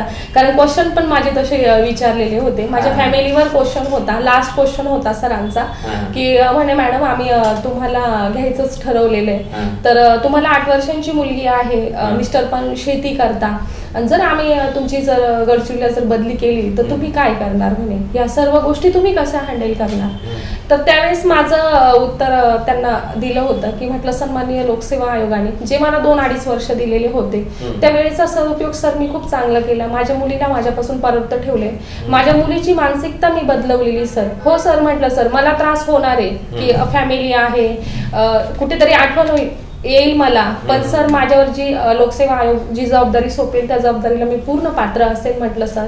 आणि मी माझी मानसिकता बदलवली, माझी मानसिक तयारी केलेली. सरांनी तिथेच म्हटलं बेस्ट लक मॅडम म्हणे तुम्ही. आणि 3दा बेस्ट लक सरांनी दिलं होतं. गडचिरोली मला 2-3 क्वेश्चन त्यांनी विचारलेले होते की, आणि त्याच्यामध्ये सर थोडं हसण्यासारखंच वातावरण माझ्याकडनं झालं होतं. एक गडचिरोलीचा क्वेश्चन होता की जंगल आहे तिथे 250 आतंकवादी लपलेले म्हणे मॅडम, आणि पुन्हा एकदा माझा क्वेश्चन आतंकवादी शब्द त्यांनी मला म्हणजे वापरलेला होता त्यावेळेस. तर त्यावेळेस तुम्ही काय कराल, आणि तुम्ही तिथं पोलीस स्टेशनचे इन्चार्ज आहे आणि फक्त 15 पोलीस कॉन्स्टेबल तुमच्या हाताखाली आहे, तुम्ही त्यावेळेस ती सिच्युएशन कशी हँडल करा, मला 5 सिच्युएशन सांगा. तर मी एक सांगितलं होतं की BSFची मदत घे, आणि सांगितलं होतं की पूर्ण नियोजन करेल, आणि त्या माध्यमातून मी पण मग सरांना म्हटलं मी वरिष्ठांची मदत केली. वरिष्ठ नाही म्हणे मॅडम तुम्ही काय कराल ते सांगा. तर मग त्याच्यामध्ये भरपूर मी सोर्स सांगितलं, C16 सांगितलेलं होतं. कुठेतरी त्यांच्या प्रश्नाला मी म्हणजे अनुरूप उत्तर देत होती. आणि सगळ्यात मी जी 4थी सिच्युएशन सांगितली त्याच्यावर ते सगळे जोरजोरात हसले होते. ते म्हणजे मी म्हणायला पाहिजे होते की सर मी लष्कराला बोलवेल, कारण लष्कराला बोलवण्याचे अधिकार आहेत आपल्याला जर ते आतंकवादी आहेत तर मी तिथं बोलली होती सरांना की सर मी आता मरायचंच आहे तर प्रोटेक्शननी मरते. म्हटलं पूर्ण आता आर्मीची फौजच बोलवली. ते इतके जोरजोरात हसले होते की म्हणजे कुठेतरी आपण आयोगाला खुश पण जे म्हणतात ना आनंदाचं वातावरण होतं, कारण त्यांना आहे ना त्यांचं जे संयुक्तित उत्तर होतं ते मिळून गेलेलं होतं. पण 5 सिच्युएशन मध्ये मी 4थी सिच्युएशन सांगितली. ते मला 2 मिनिटं ते मला क्वेश्चनच विचारले, ते दोघं एकमेकांकडे पाहून हसत होते. आणि 3रा क्वेश्चन होता की गडचिरोलीला जर बदली केली तर म्हणजे मिस्टरांप्रती समजा काय कराल म्हणे तुम्ही. म्हटलं सर माझ्या मिस्टरांचा काही प्रॉब्लेम नाही. माझे मिस्टर म्हणतात तुझी बदली कुठे आम्ही तुम्हाला भेटायला येऊ. पण मला हे नव्हतं माहिती की सर गडचिरोली बद्दल बोलताय. सर मला हसून बोलले म्हणजे मॅडम तुमचे मिस्टर गडचिरोलीला कसं काय येतील म्हणे. ते पुन्हा हसायला लागले. म्हणजे एक इंटरव्ह्यूचा खेळीमेळीचं वातावरण आणि कदाचित त्याचाच परिणाम राहिला असेल की तुम्हाला सुद्धा खूप जास्त 29 मार्क्स मला थोडस छेडतात. आता मला असं होतं तुला रायफल देणार तुझ्याकडे, मग तू त्याचा मस्तपैकी असा हिरो सारखं काढशील, कोणाला मारशील. म्हटलं असं नाही करणार सर मी. म्हणजे असं कधी करशील ते सांग म्हणे. अशी काय सिच्युएशन ज्यावेळेस तू तिचा युज करशील. मग मला मी बोलली म्हटलं उदाहरण सांगावं लागेल. म्हणे हो अशी सिच्युएशन तू क्रिएट कर जी मला सांग की तू बंदुकीचा युज करशील. मग मला काही आठवत नव्हतं पण मला CBSचा जो पेट्रोल पंप आहे तो त्यावेळेस आठवला. मग मी फक्त इमॅजिन केलं की सर एक पेट्रोल पंप आहे आणि तिथं खूप आंदोलन निघालंय, नाही तर दंगल झाली, खूप तिथे जमा झालाय, तिथे जाळपोळ होऊ शकतो किंवा मी एकटीच आहे, माझ्यावरही ते धावून येतील आणि दुसऱ्यांनाही खूप नुकसान होणार आहे, जीवितहानी होणार आहे, आर्थिक हानी होणार आहे. त्यावेळेस मी तिचे युज करेल सर. त्याचा युज करण्या अगोदर मी विचार करेल, वरती फायर करेल हवेत. तर अशी सिच्युएशन मी त्यांना सांगितली ती. तर ते अशी उत्तरावर खुशी होते. म्हणजे लॉजिकल काहीतरी तुम्ही बोलणं गरजेचं आहे, बरोबर ना. आता ह्या सगळ्या चर्चेमध्ये बऱ्याच काही गोष्टी आहेत अजून ज्या की आपल्याला चर्चा करायची. मेन मुद्द्याकडे मी येतो. अजून बरेच मुद्दे महत्वाचे, पण हा एक महत्वाचा मुद्दा आहे की स्पर्धा परीक्षा म्हणजे एक अपयशाचं केंद्र म्हणून इकडं आता लोकांचा बघण्याचा कल झालाय की इथे काही जास्त लवकर यश येत नाही किंवा मुलांनी इकडे जायला नको. मग मुलांनी नक्की काय करायला पाहिजे किंवा इकडे यायला पाहिजे तर काय यायला पाहिजे, नाही यायला पाहिजे तर तुम्ही काय नक्की विद्यार्थ्यांना काय सांगाल? सर आता स्वतः मला मिळालेलं आहे म्हणून त्याच्यात ते माझ्यासाठी पॉझिटिव्हच आहे. मी मला नाही अपयश आलं मला, पण मग मी ते तुम्ही निगेटिव्ह आपण नाही घ्यायला पाहिजे. त्याला आपण सामोरे जायला पाहिजे, फेस करायला पाहिजे. तेच अधिकाराचे लक्षण आहे. सगळ्या परिस्थिती आपल्याला हाताळता आली पाहिजे. त्याच्यामुळं या किंवा नका येऊ म्हणजे हा वैयक्तिक प्रश्न आहे. शेवटी अनालिसिस करायचं आहे आपल्याला स्वतःला. याच्यामध्ये इकडे संधी कमी आहेत का? लोक जे बाहेर चर्चा करतात खूप कमी संधी असतात. एक संधी कमी आहेत का आपलं काम कमी पडतं, काय सांगा? काम कदाचित कमी पडत असावं, कारण संधी दरवर्षी येतातच. 60 येतात, 400 येतात, 500 येतात, काही पण आकडा असू शकतो. पण आपली कंटिन्युटी असेल तर आपल्याला ह्या वर्षी नाही तर पुढच्या वर्षी भेटू शकेल. प्रत्येकाचा कोणाला स्ट्रगल कसा आहे, कोणाला जर जॉब करून 2-4 तास अभ्यासाला वेळ भेटतो तर त्याला 4 वर्षांनी भेटेल. फक्त एवढंच आहे की तुम्ही कंटिन्युटी राहिली पाहिजे तुमचा संयम टिकून राहिला पाहिजे.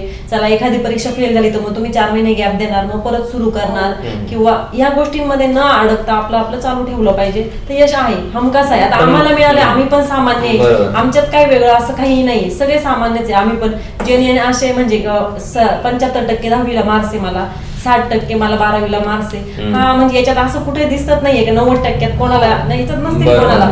म्हणजे हा जो सेम असा प्रश्न ज्यावेळी MPSC ला जायचं त्यावेळी मी माझ्या मिस्टरांना सांगितलं. म्हणजे माझा स्वतःचा भ्रम असा होता की जर तुम्हाला MPSC जायचं तुमच्याकडे चांगला IQ म्हणजे वेगळा पाहिजे तुमच्याकडे, तुम्ही शास्त्रज्ञ कसे असतात असं माझा एक भ्रम होता. त्यांनी मला एक सांगितलं की इथे 99% प्रयत्नांना यश आहे आणि ते मी सिद्ध पण करू शकले. म्हणजे याच्यात आनंद, प्रयत्नांपेक्षा जास्त काही महत्वाचं नाही.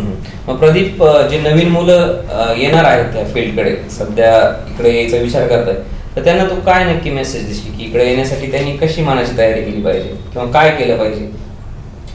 इकडे यायचं म्हटल्यावर तर संघर्ष करावा लागणार आहे, तेवढा संयम आणि तेवढाच अभ्यास पण करावा लागणार आहे. जेवढा जास्त अभ्यास तेवढा लवकर यश भेटणार आहे. नुसतं वेळ घालून काही चालणार नाही.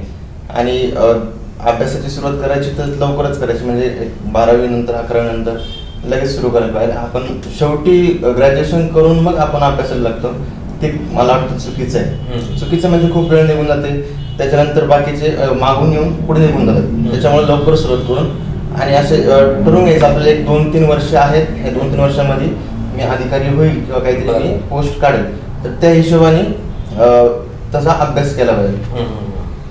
अच्छा, आता या चर्चेच्या शेवटाकडे येत असताना मला सगळ्यांनाच हा प्रश्न आहे की आम्ही बऱ्याच वेळेस ऐकले किंवा आम्हाला काही ठिकाणी जाणवलं पण की एकदा माणूस ऑफिसर झाला की तो त्याचे पाय जमिनीवर राहत नाही म्हणे. तर काय तुम्ही त्याच्याबद्दल काय सांगाल नक्की, असं होतं का?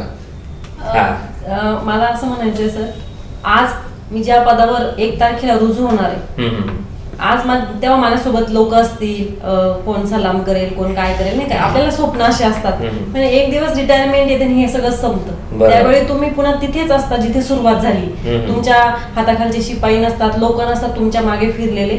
त्यावेळी माणसाला कधी पश्चाताप नाही आला पाहिजे, अशी आपण कर्तव्य पार पाडलं पाहिजे असं मला म्हणायचंय. आणि आजूबाजूचा आता माझी रिझल्ट लागला माझा, मी गावाला गेले, आई म्हणे यांना पेड द्यायचे, बाकी यांना झाले. पण पेड एक संस्कार, एक गोष्ट असते. तर ती मला तिचं लग्न झालेलं आहे, एवढी म्हणजे वय पण आहे, तिला कळतं काय करायचं, तरी तिने मला आठवण करून दिली का पेढा दिल्यावर सगळ्यांच्या पाया पडायचं बरं का. म्हणजे असे माझ्या आजूबाजूला लोक आहेत ना की ज्यांनी मला जमिनीवर ठेवायचा प्रयत्न, अगदी राम सरांसहित इंटरव्ह्यूला पण त्यांनी सांगितलं कीर्तनकार आहे म्हणून तुला जास्त मार्क देशील, अजिबात असं हवेत जायचं नाही. तेव्हापासून ग्राउंडेड आहे आणि इथून पुढे पण ग्राउंडेडच राहायला पाहिजे. कारण पुन्हा आपण तिथेच राहतो जिथून आपण सुरुवात केली, तिथे सगळं पुन्हा संपून जातं. अगदी आता तर पेन्शन सुद्धा राहणार नाही आहे का, ती तरी आहे का, म्हणजे कशाच्या जोरावर आपण. आणि जेव्हा असा अप्रोच आपला राहील ना, असं काम करताना, कर्तव्य करताना पण त्याचा आपल्याला खूप फायदा होतो. तुम्ही असं मॅडम काय ठरवलंय की ज्याच्यामुळे तुम्हाला असं वाटतं की मला प्रशासनात गेल्यानंतर हे आधी करायचंय, की हे याच्यामुळे मलाही त्रास झाला होता पण हे आधी मला करायचंय, मग ते समाजासाठी असेल किंवा मग विद्यार्थ्यांसाठी असेल, असं काही ठरवलंय तुम्ही?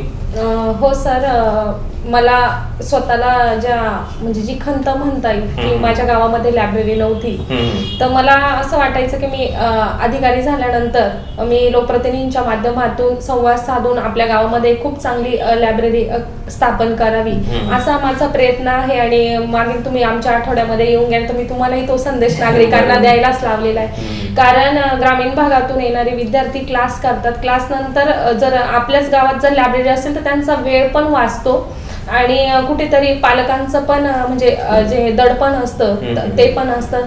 आणि मी सर्वात अगोदर सांगेन की तुम्ही जो क्वेश्चन विचारला की आपले पाय जमिनीवरच आहे किंवा हवेमध्ये आपण चाललोय, सर आपलं जे कर्तव्य आहे ते भारतीय राज्यघटनेच्या तत्वांची आहे. नागरिकांची आपली बांधिलकी आहे, जनतेची सेवा करण्यासाठी आपल्याला इथे पाठवलेलं आहे. आपण जनतेचे सेवक आहोत. तर मला असं वाटतं की जनतेला आपण जसं आपलं जे बॉन्डिंग आहे ते खूप जर चांगलं ठेवलं तर जनता पण आपल्याला खूप सपोर्ट करते. आणि आपण जरी अधिकारी असलो पण अधिकारी आपण आपल्या प्रशासनामध्ये आपल्याला ते दिलेलं एक पद आहे, पण त्याच्याही प्रती आपले काहीतरी कर्तव्य असतात. आता पोलीस जर म्हटलं तर कायदा आणि सुव्यवस्था ठेवणं हे पोलिसांचं काम आहे. तर आपण जर त्या पद्धतीने जर लोकांशी चांगलं राहिलो, स्टाफशी चांगलं राहिलो आणि आपल्या पदाशी आपण आपल्या पदाचा कुठेही गैरवापर होणार नाही याची जर आपण काळजी घेतली आणि जे आता जरी मला पद जरी मिळाले, जर मी सासरी येताना एक सून म्हणून वागेल, एक म्हणजे जी आई म्हणून जी आहे ती वागेल, माझ्या पदाचा फॅमिलीशी आणि जनतेशी हा कुठलाही म्हणजे काय म्हणता येईल आपल्याला त्याला गैरवापर मी करणार नाही असं मला इथून सांगा. ज्योती मला हे सांग की आता विषय निघाला म्हणून ते विचारावं असं वाटतं की या सगळ्या प्रोसेस मध्ये ना एक ठीक आहे मार्गदर्शकाची भूमिकेबद्दल तुम्ही बोलला की मार्गदर्शक असला पाहिजे, पण लायब्ररी हा फार मोठा रोल प्ले करणारी एक गोष्ट आहे. काय सांगेल लायब्ररी बद्दल, तू काय सांगशील? सर म्हणजे आता बऱ्याच लोकांचं घरामध्ये सगळे लोक असतात किंवा असं स्पेस मिळत नाही अभ्यासासाठी, तर मग त्यामुळे लायब्ररी ही इम्पॉर्टंट असते की तिथे जाऊन आपण शांततेत जे वाचतोय त्याच्यावरती म्हणजे एक आपल्याला थॉट पण डेव्हलप होणं इम्पॉर्टंट आहे. आता जसं राज्यसेवेला मेन्ससाठी त्यांनी तर त्याच्यासाठी म्हणजे आपण जाऊन अभ्यास करतोय त्याच्या अनालिसिससाठी थोडं स्वतःला वेळ देण्यासाठी तर लायब्ररी इम्पॉर्टंट वाटते मला. म्हणजे लायब्ररीचा खूप मोठा रोल आहे. तुला काय वाटतं, लायब्ररी तू म्हणजे रेग्युलर लायब्ररीमध्ये होता की घरी पण अभ्यास? घरी म्हणजे माझ्या गावाकडचे 2-3 विद्यार्थी होते, म्हणजे 5 जण होते. त्याच्यापैकी 2 जण ते पण अधिकारी झाले, 2 जण आहेत पण होतीलच आता. तर ते आम्ही भाड्याने रूम घेतले होते आणि आम्ही स्वयंपाक करायचो. आम्ही म्हणजे तिथून बाहेर निघायचं कामच नव्हतं. सर्व तिथं साहित्य होतं. बाहेर आजूबाजूचे विचारायचे अरे करता काहीच बाहेर निघत नाही, काहीच नाही. तर सर्व तिथं अभ्यास करायचा, सगळे हुशार होते. त्याच्यामुळं काही अडचण असते एकमेकांना विचारून हेल्प करायची, हेल्प करून. आणि जास्त बाहेरचा संबंधच नव्हता, म्हणजे टाइमपास करायला वेळच नव्हता. आणि प्रत्येकाचं आपला आपला अभ्यास आणि एका जणांनी स्वयंपाक वगैरे करायचा, बस तेवढंच. बाकी टाइमपास नसल्यामुळं जास्तीत जास्त अभ्यास झाला. तुम्ही एका रूमलाच लायब्ररी बनवली? तिथंच राहायचं, तिथंच अभ्यास करायचा. म्हणजे येणं जाणं किंवा बाहेर गेला मग मित्र तो भेटला वेळ मग वाचतो. त्याच्याकडे टाइमपास खूप करायला time टाइमपास वाचतो. करायला. म्हणजे सकाळी उठल्यापासून उशिराच आपलं पुस्तक असायचे, उठल्यापासूनच सुरुवात करायची. त्याच्यामुळे खूप वेळ भेटला त्याच्यामध्ये. बरोबर आहे. सर लायब्ररी म्हणजे एन्व्हायरमेंट क्रिएट करते हा. अभ्यासासाठी. ज्या पदासाठी आपण अभ्यास करतो त्याच पदासाठी बाकीचे विद्यार्थी किती वेळ अभ्यास करताय. बरोबर. तुम्ही घरात 8 तास बसताय पण लायब्ररीत गेला नाही 10 तास ते करताय, आपण 12 तास करायला पाहिजे. कारण स्पर्धा निर्माण होते. हो हा, मी आपण पूर्ण किती वेळ प्रीलियम्स ते मेन्स पर्यंत घरीच अभ्यास केलाय. येण्या जाण्याचा खर्च जास्त होता. काही डाऊट आला तर कोणाला विचारायचं तेच समजायचं नाही, कारण की मित्र परिवार नाही. मग डायरेक्टली युनिव्हर्सलला कॉन्टॅक्ट करायचं की काय नाही तर युट्यूबला बघायचं हे काय असतं. हेच माध्यम होतं की लायब्ररी नव्हती आहे पण घरापासून खूप लांब होती त्याच्यामुळे. पण मग घरी पण अभ्यास होऊ शकतो. हो घरी अभ्यास होऊ शकतो. माझं ठरवलं तर याच्यामध्ये- म्हणजे कोरोना जेव्हा आला ना तेव्हा सगळ्यांचा घरात झाला. डिपेंड करतं. मानसिकता असते ना ती. नाही डिपेंड करतं सर. तिच्या घरी कोणीच नसायचं, ती एकटी असायची. आणि एक मी सांगू इच्छिते स्पर्धा परीक्षा करणाऱ्या मुलांसाठी की तुम्ही स्पर्धा परीक्षा करताय तर हे तुम्ही जितकं कमी म्हणजे आई वडील आणि बस तुम्ही जे करताय तेवढ्या पुरतच माहिती असावं. कारण बाहेर जर कळालं की तुम्ही स्पर्धा परीक्षा करताय, कारण ही कशी संयमाची परीक्षा आहे सर. बरोबर. कारण कधी वेळ पण लागतो, कधी लवकर पण होतं. हे डिपेंड करतं तुमची कष्ट किती आहे, ते अभ्यास पेपर कसा डिझाईन होतो, सर्व बरोबर. काही ते MPSC वर आहे. पण तुम्ही त्याचा जास्त भाव नका करू की मी MPSC करतोय मला अधिकारी होतोय.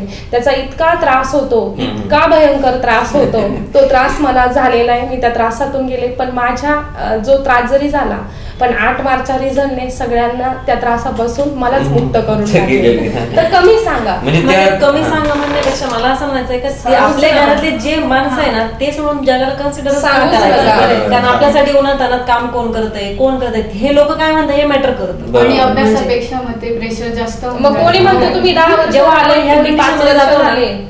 तेव्हा बाकीचं काय ऐकायलाच येत नाही. म्हणजे ती समाधी कंडिशनला जाणं गरजेचं आहे. तुम्हाला MPSC ला स्पर्धा जायचं परीक्षेमध्ये समाधी कंडिशन. सांगायचंच नाही की आम्ही MPSC करतोय असं. रिझल्ट लागायच्या आधी म्हणजे पोरं लोक काय PSI आला PSI आला असं म्हणजे चिडून म्हणायचे. हो. हा. पण तेच लोक आता PSI साहेब आले असं म्हणतात. म्हणजे हा बदल होतो. खूप बदल बदल होतो. होतो. पण ते त्यांचं टोमणं जास्त लाईटीने घ्यायचं. हो हसायचं आणि तो एक smile मजा द्यायची. आमचं एक काय झालं सर 2019 ला मुख्य परीक्षा झाली आणि इंटरव्ह्यू डायरेक्ट 3 वर्षांनी आला. आणि आपण घरी सांगतो की सर आई वडिलांना की ते काळजी करत असतात नाही एवढ्या दिवसापासून काय करतात, मग त्यांना तरी आपण खरं सांगतो किमान. पण पुढे पास करताना एखादा शब्द वाढून तोडून सांगितलं जातं लोकांमध्ये.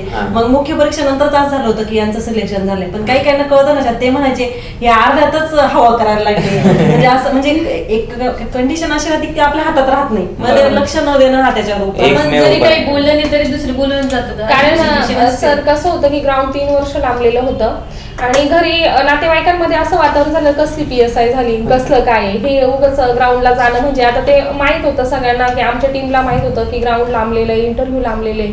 मग त्यावेळेस इतकं नातेवाईकांकडून प्रेशर यायचं म्हणजे फेसबुकला पण अक्षरशः काय PSI मॅडम काय करताय किंवा काय आता तुम्हाला तर आम्हाला सॅल्यूट मारावा लागेल हे करावं म्हणजे. आणि खरंच तुम्ही व्हाल का PSI व्हाल का म्हणजे नातेवाईक डायरेक्ट विचारायचे तुम्ही PSI खरंच झाले का किंवा व्हाल का असं म्हणजे डाऊटफुल विचारायचे. तर म्हणून मी जो संदेश दिला ना की तुम्ही सांगूच नका तुम्ही काय सांगू करता. नका. माझी बहीण तर काय सांगत होती 19 नंतर तर परीक्षेत झाले नाही कस काय पास झाले कोरोना लागला बरोबर.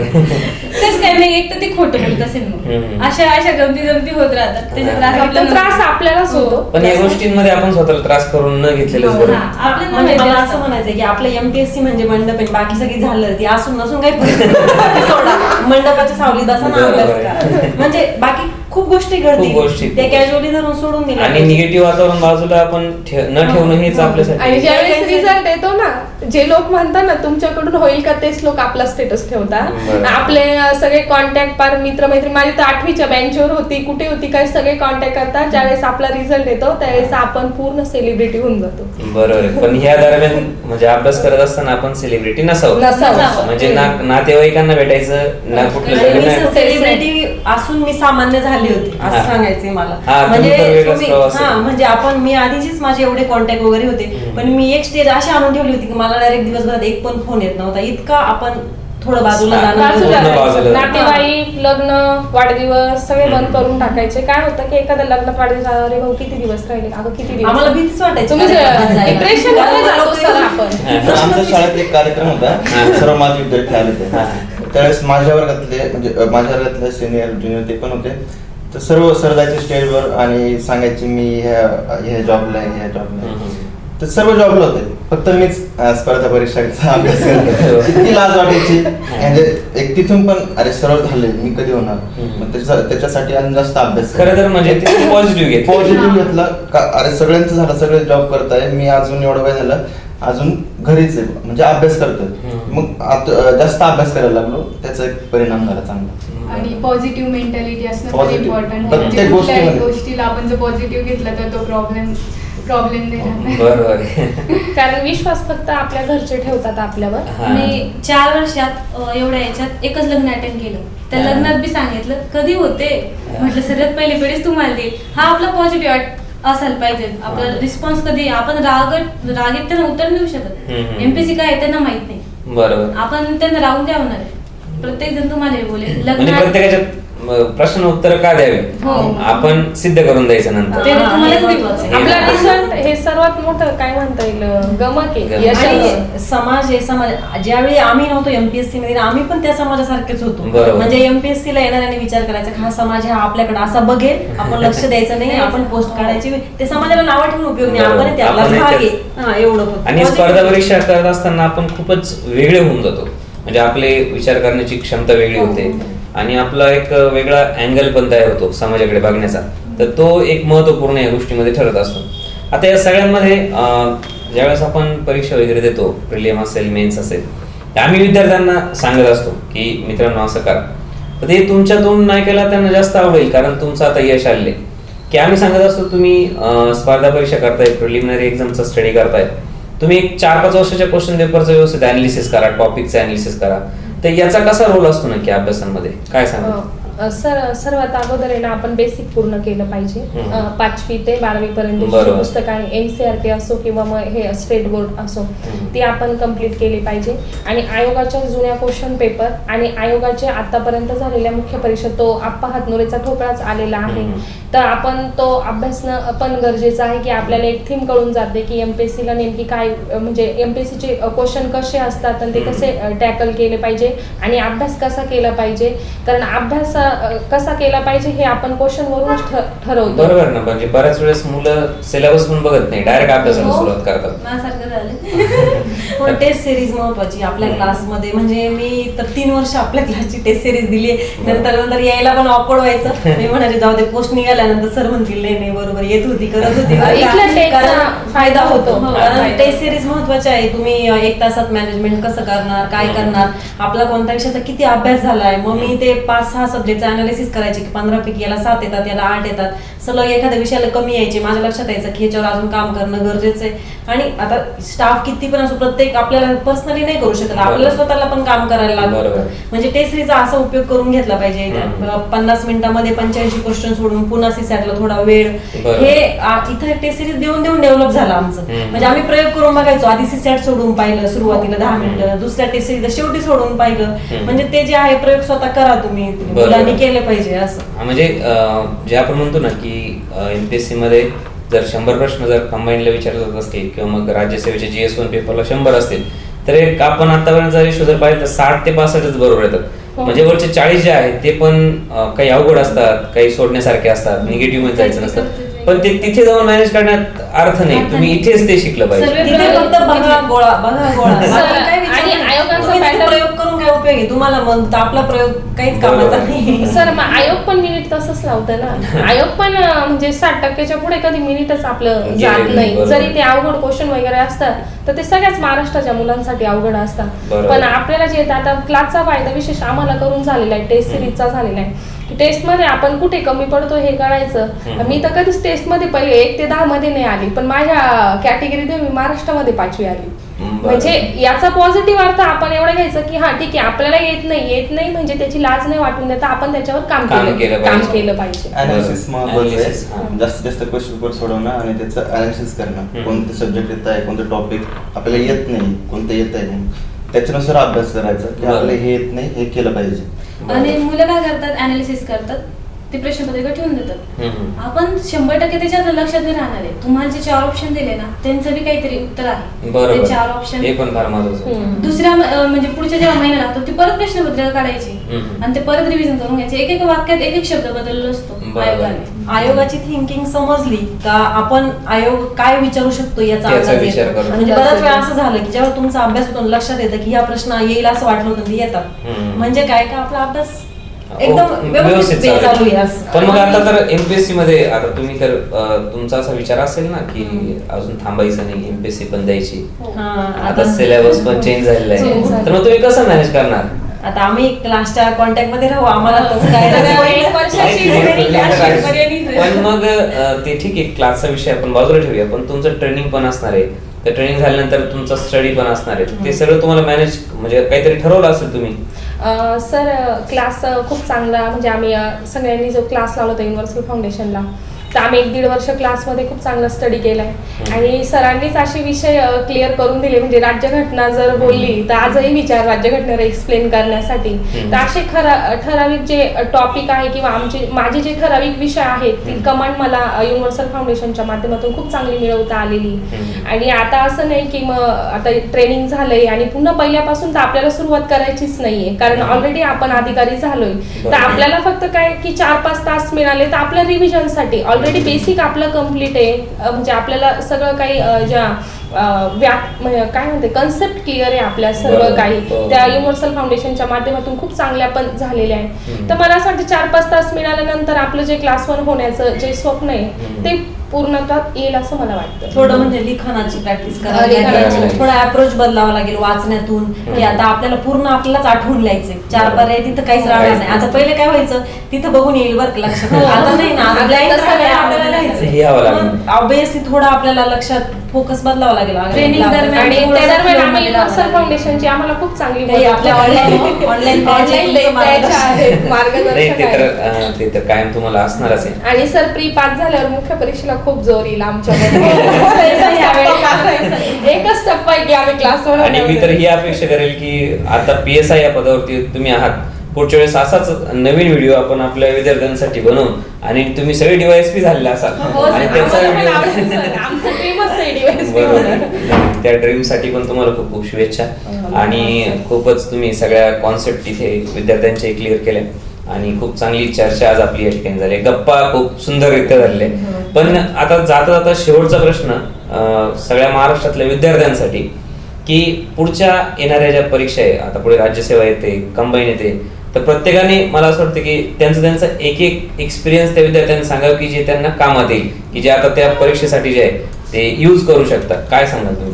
म्हणजे परीक्षेसाठी तर डेडिकेशन, कन्सिस्टन्सी खूप इम्पॉर्टंट आहे. जर आपण बघितलं जे सक्सेस झालेले तर त्यांनी वेगळं काही न करता जे आहे ते व्यवस्थित केलेलं आहे. तर तुम्ही syllabus, previous years question paper व्यवस्थित करा, यश नक्कीच मिळेल. बरोबर. आता ह्या पुढच्या येणाऱ्या एक्झाम साठी, परीक्षेसाठी सर ज्यावेळेस 2 महिन्यांचा कालावधी असतो त्यावेळेस तुम्ही नवीन काहीच वाचू नका. ज्या गोष्टींवर तुम्ही काम केलं ते वारंवार रिव्हिजन करत राहा. एक मार्गदर्शक ची भूमिका पण खूप गरजेची असते की वेळोवेळी आपण पण मार्गदर्शन. समजा मी क्लासमध्ये होती आणि 2 महिन्यांचा किंवा महिन्यांचा पिरियड असेल तर मी क्लासच्या नेहमी टचमध्ये राहायची की सरांना विचारायची सर हे करू का ते करू का, पण सर मलाही तेव्हा सांगायचे नवीन काही करू नका, जे आहे त्याच्यावर वारंवार रिव्हिजन मारा. बरोबर. आणि रिव्हिजन करताना हे महत्वाचं आहे. पण सुरुवातीला आमच्या काय चुका होत होत्या की रिव्हिजन करायची तर मग आम्ही 15 दिवस 8-8 दिवस एक सब्जेक्टला ठरवून घ्यायचो. परीक्षा आली तरी आमच्या रिव्हिजनचा पॅटर्न तसाच राहायचा, आहे तेच फक्त वाचायचं. पण नंतर लक्षात आलं की नाही, सिलेबसला धरून शेवटची रिव्हिजन झाली पाहिजे. जसं की समजा आता इकॉनॉमीवर आपल्याला काही प्रश्न आलाय आणि जर तुम्ही शाश्वत विकास ही कन्सेप्ट तुम्ही कंबाईन साठी करत असाल तर ते चुकीचं होतं. इथे तुम्ही बेरोजगारी, गरिबी हे सोपे प्रश्न आहेत ते आपले चुकतात. रिव्हिजन शेवटची चुकीच्या पद्धतीने झाली तर, म्हणून शेवटची रिव्हिजन ही सिलेबसला धरून झाली पाहिजे. सिलेबसचा पॉईंट घ्या, शेवटची रिव्हिजन करा. तुमच्याकडे 2 दिवस आहे ना, सगळं रिव्हिजन न करता तुम्ही गरजेचं काय तेच रिवाइज केलं पाहिजे. आणि यापेक्षा महत्वाचे तुम्ही नोट्स कशा काढलाय, नोट्स शॉर्टकट असतील, क्लासच्या नोट्स असतील, त्याला जास्त रिव्हिजन द्या. मागच्या प्रश्नपत्रिका पाहिजे, फक्त रिव्हिजन द्यायची. 2च कामं करायची 15 दिवसात बस. म्हणजे रिव्हिजन एकंदरीत या हो. केस मध्ये दिली आणि पाहिजे. सर एमपीएससी मध्ये पण आपण ज्यावेळेस क्वेश्चन पेपर सोडवतो त्यावेळेस आपल्याला एक लक्षात येतं की म्हणजे मी विषय म्हणजे एक सब्जेक्ट सांगेन तुम्हाला. माझा इकॉनॉमिक होता. मला जर माहिती की इकॉनॉमीवर दरवर्षी GDP वर क्वेश्चन असतो, LPG मॉडेलवर क्वेश्चन असतो, बेरोजगारीवर क्वेश्चन असतो, राष्ट्रीय उत्पन्नावर क्वेश्चन असतो, तर आपण लास्टला जे आयोगाने जे फोकस जे टॉपिक केले त्या टॉपिकची खूप रिव्हिजन करावी येत्या 15 दिवसामध्ये, म्हणजे आपल्याला स्कोर पण एक चांगला येऊ शकतो. आणि एक थोडासा अंदाज असतो की करंटला टच राहा. आता समजून घ्या गॅस सिलेंडर किंवा LPG नंतर याचे भाव वाढत राहतात, तर काहीतरी क्वेश्चन तिथून पडण्याची शक्यता असते. Current based study ठेवा. Current based study ठेवा. नोट्स महत्वाचे सर. नोट्स काढावे, स्वतः वाचून, पुस्तक वाचून स्वतःच्या हस्ताक्षरामध्ये नोट्स काढावे. Notes काढावे. ते त्याच्यामुळे काय होतं, पुस्तक एकदम लक्षात असतं आणि शेवटच्या काळामध्ये पेपरच्या आधी ते वाचल्यावर पूर्ण पुस्तक रिवाइज होतं. म्हणजे notes आहे. परीक्षेच्या आधी महिनाभर आम्हाला आमच्या नोट्सच वाचायला लागतील, एवढ्या स्वतःच्या नोट्स हो. होते. म्हणजे शेवटी काय वाचायचंय तर आपल्या स्वतःच्या नोट्स तर पाहिजे. कोणाच्याही दुसऱ्याच्या कॉपी न करता स्वतः वाचून, स्वतः जे येत नाही, जे लक्षात राहत नाही ते लिहून काढावं. बरोबर. किंवा एखाद्याला थोडक्यात. नोट्स काढणं नाहीच आवडतं तर अंडरलाईन तर आपण असं नाही की सगळ्याच गोष्टींना करतो, बरोबर. की जे मुख्य आहे त्यालाच करतो, त्याची रिव्हिजन केली तरी प्रत्येकाची पद्धत वेगवेगळी वेगळी आहे. फक्त एवढं रिव्हिजन जशी सुटी हो. नाही, फक्त प्रत्येकाची revision द्या. पद्धत वेगवेगळी असू शकते, पण मात्र करण्याचं जे गोल अचीव करण्याचं जे त्यांचं साधन जे आहे ते साधन सेम असलं पाहिजे. म्हणजे नोट्स असल्या पाहिजे किंवा मग रिव्हिजन कंटिन्यू झाली पाहिजे आणि रिव्हिजनचा एक प्रॉपर पॅटर्न असला पाहिजे, असं तुमचं सगळ्यांचं म्हणणं आणि आहे. मुलं काय करतात, रिव्हिजन म्हटली ना अजून एक वेळा वाचायचे बस, त्याच्यानंतर रिव्हिजन नाही. तुम्हाला जोपर्यंत लक्षात राहत नाही 2 नाही 3 बरं. 4दा रिव्हिजन उद्या पेपर येते तुमचे 2 दिवस आधी सांख्यिकी माहितीची रिव्हिजन झाली पाहिजे. जसं की तुम्हाला जिओग्राफीचे काही मॅपिंग विचारू शकतात, बरोबर. काही एरिया विचारू शकतात, क्षेत्रफळ विचारतात, गरिबीतले डायरेक्ट संख्या विचारतात, संख्या. दारिद्र्यातल्या. तर शेवटच्या दिवशी तुम्ही एका पेपरवर सांख्यिकी लिहून ठेवा का जी आपल्याला येते, पण तिथे इतकं कन्फ्युजिंग होते आकडे बघून, ते नको व्हायला. किल्ल्यांच्या गुणोत्तर सारखे आकडे विचारले जातात. आणि तसं एक पण आहे की क्लासमध्ये आता युनिव्हर्सिटी तुम्हीच आमचं करंट अफेअर वगैरे घ्यायचे, तर त्यावेळेस आपण फक्त हा काय घेतलंय या सरांनी, मग ते नंतर रिव्हिजनला चोरायचं म्हणजे वाचायचं, ते पण कुठेतरी संयुक्तित वाटत नाही सर. आता क्लासमध्ये जेवढं शिकवलंय, क्लासचे लोक वारंवार रिव्हिजन तर आपल्याकडून करून घेत राहतात, पण आपण त्यापुरतच नाही म्हणजे राहायचं की मला असं वाटतं की आज हा टॉपिक शिकवलेला आहे, ती वारंवार आपली पण 1-2 वेळा जर रिव्हिजन झाली तर मला असं वाटतं की ती पटकन आपल्या लक्षात राहतं. म्हणजे रिव्हिजनचा एक प्रॉपर पॅटर्न असला पाहिजे आणि करंट साठी न्यूजपेपर रीडिंग कंटिन्यू असलीच पाहिजे. बरोबर आहे. ह्या सगळ्या चर्चेच्या माध्यमातून विद्यार्थ्यांना खूप सारं जे आहे ते आज नॉलेज मिळालं असेल की एक यशावरती जात असताना काय काय समस्या असतात किंवा कशा पद्धतीने हॅपनिंग आपल्या आजूबाजूच्या आयुष्यामध्ये आणि आपल्या आयुष्यामध्ये सुद्धा घडत असते, बाजूच्या परिसरामध्ये घडत असते. पण आपण ते सगळं बाजूला ठेवून आणि आपल्या गोलवरती खूप स्ट्रिक्ट राहिलं पाहिजे आणि आपल्याला जे मिळवायचे ते मिळवण्यासाठी जे शक्य होईल ते सगळं काही केलं पाहिजे. हेच आजच्या ह्या सगळ्या चर्चेचा सार होता. आपल्याला म्हणजे इतका वेळात वेळ काढून, खरं तर त्यांना आता जाण्यासाठी तयारी करायची, परंतु त्यांनी वेळात वेळ काढून आणि या ठिकाणी सर्व आलेत. मी युनिव्हर्सल फाउंडेशनच्या वतीने, महाराष्ट्रातल्या तमाम विद्यार्थ्यांच्या वतीने मी तुमच्या सर्वांचं खूप खूप मनापासून अभिनंदन पण करतो आणि आभार पण व्यक्त करतो की तुम्ही आम्हाला वेळ दिला. आणि अभिनंदन याच्यासाठी की आता तुम्ही 2 दिवसामध्ये तुमचं ड्रीम जे आहे ते पूर्ण झाले, त्याच्यासाठी मध्ये जाणार आहात, त्यासाठी तुमचं अभिनंदन पण करतो. थँक्यू व्हेरी मच तुम्ही सगळ्यांनी वेळ दिल्याबद्दल. Thank you sir.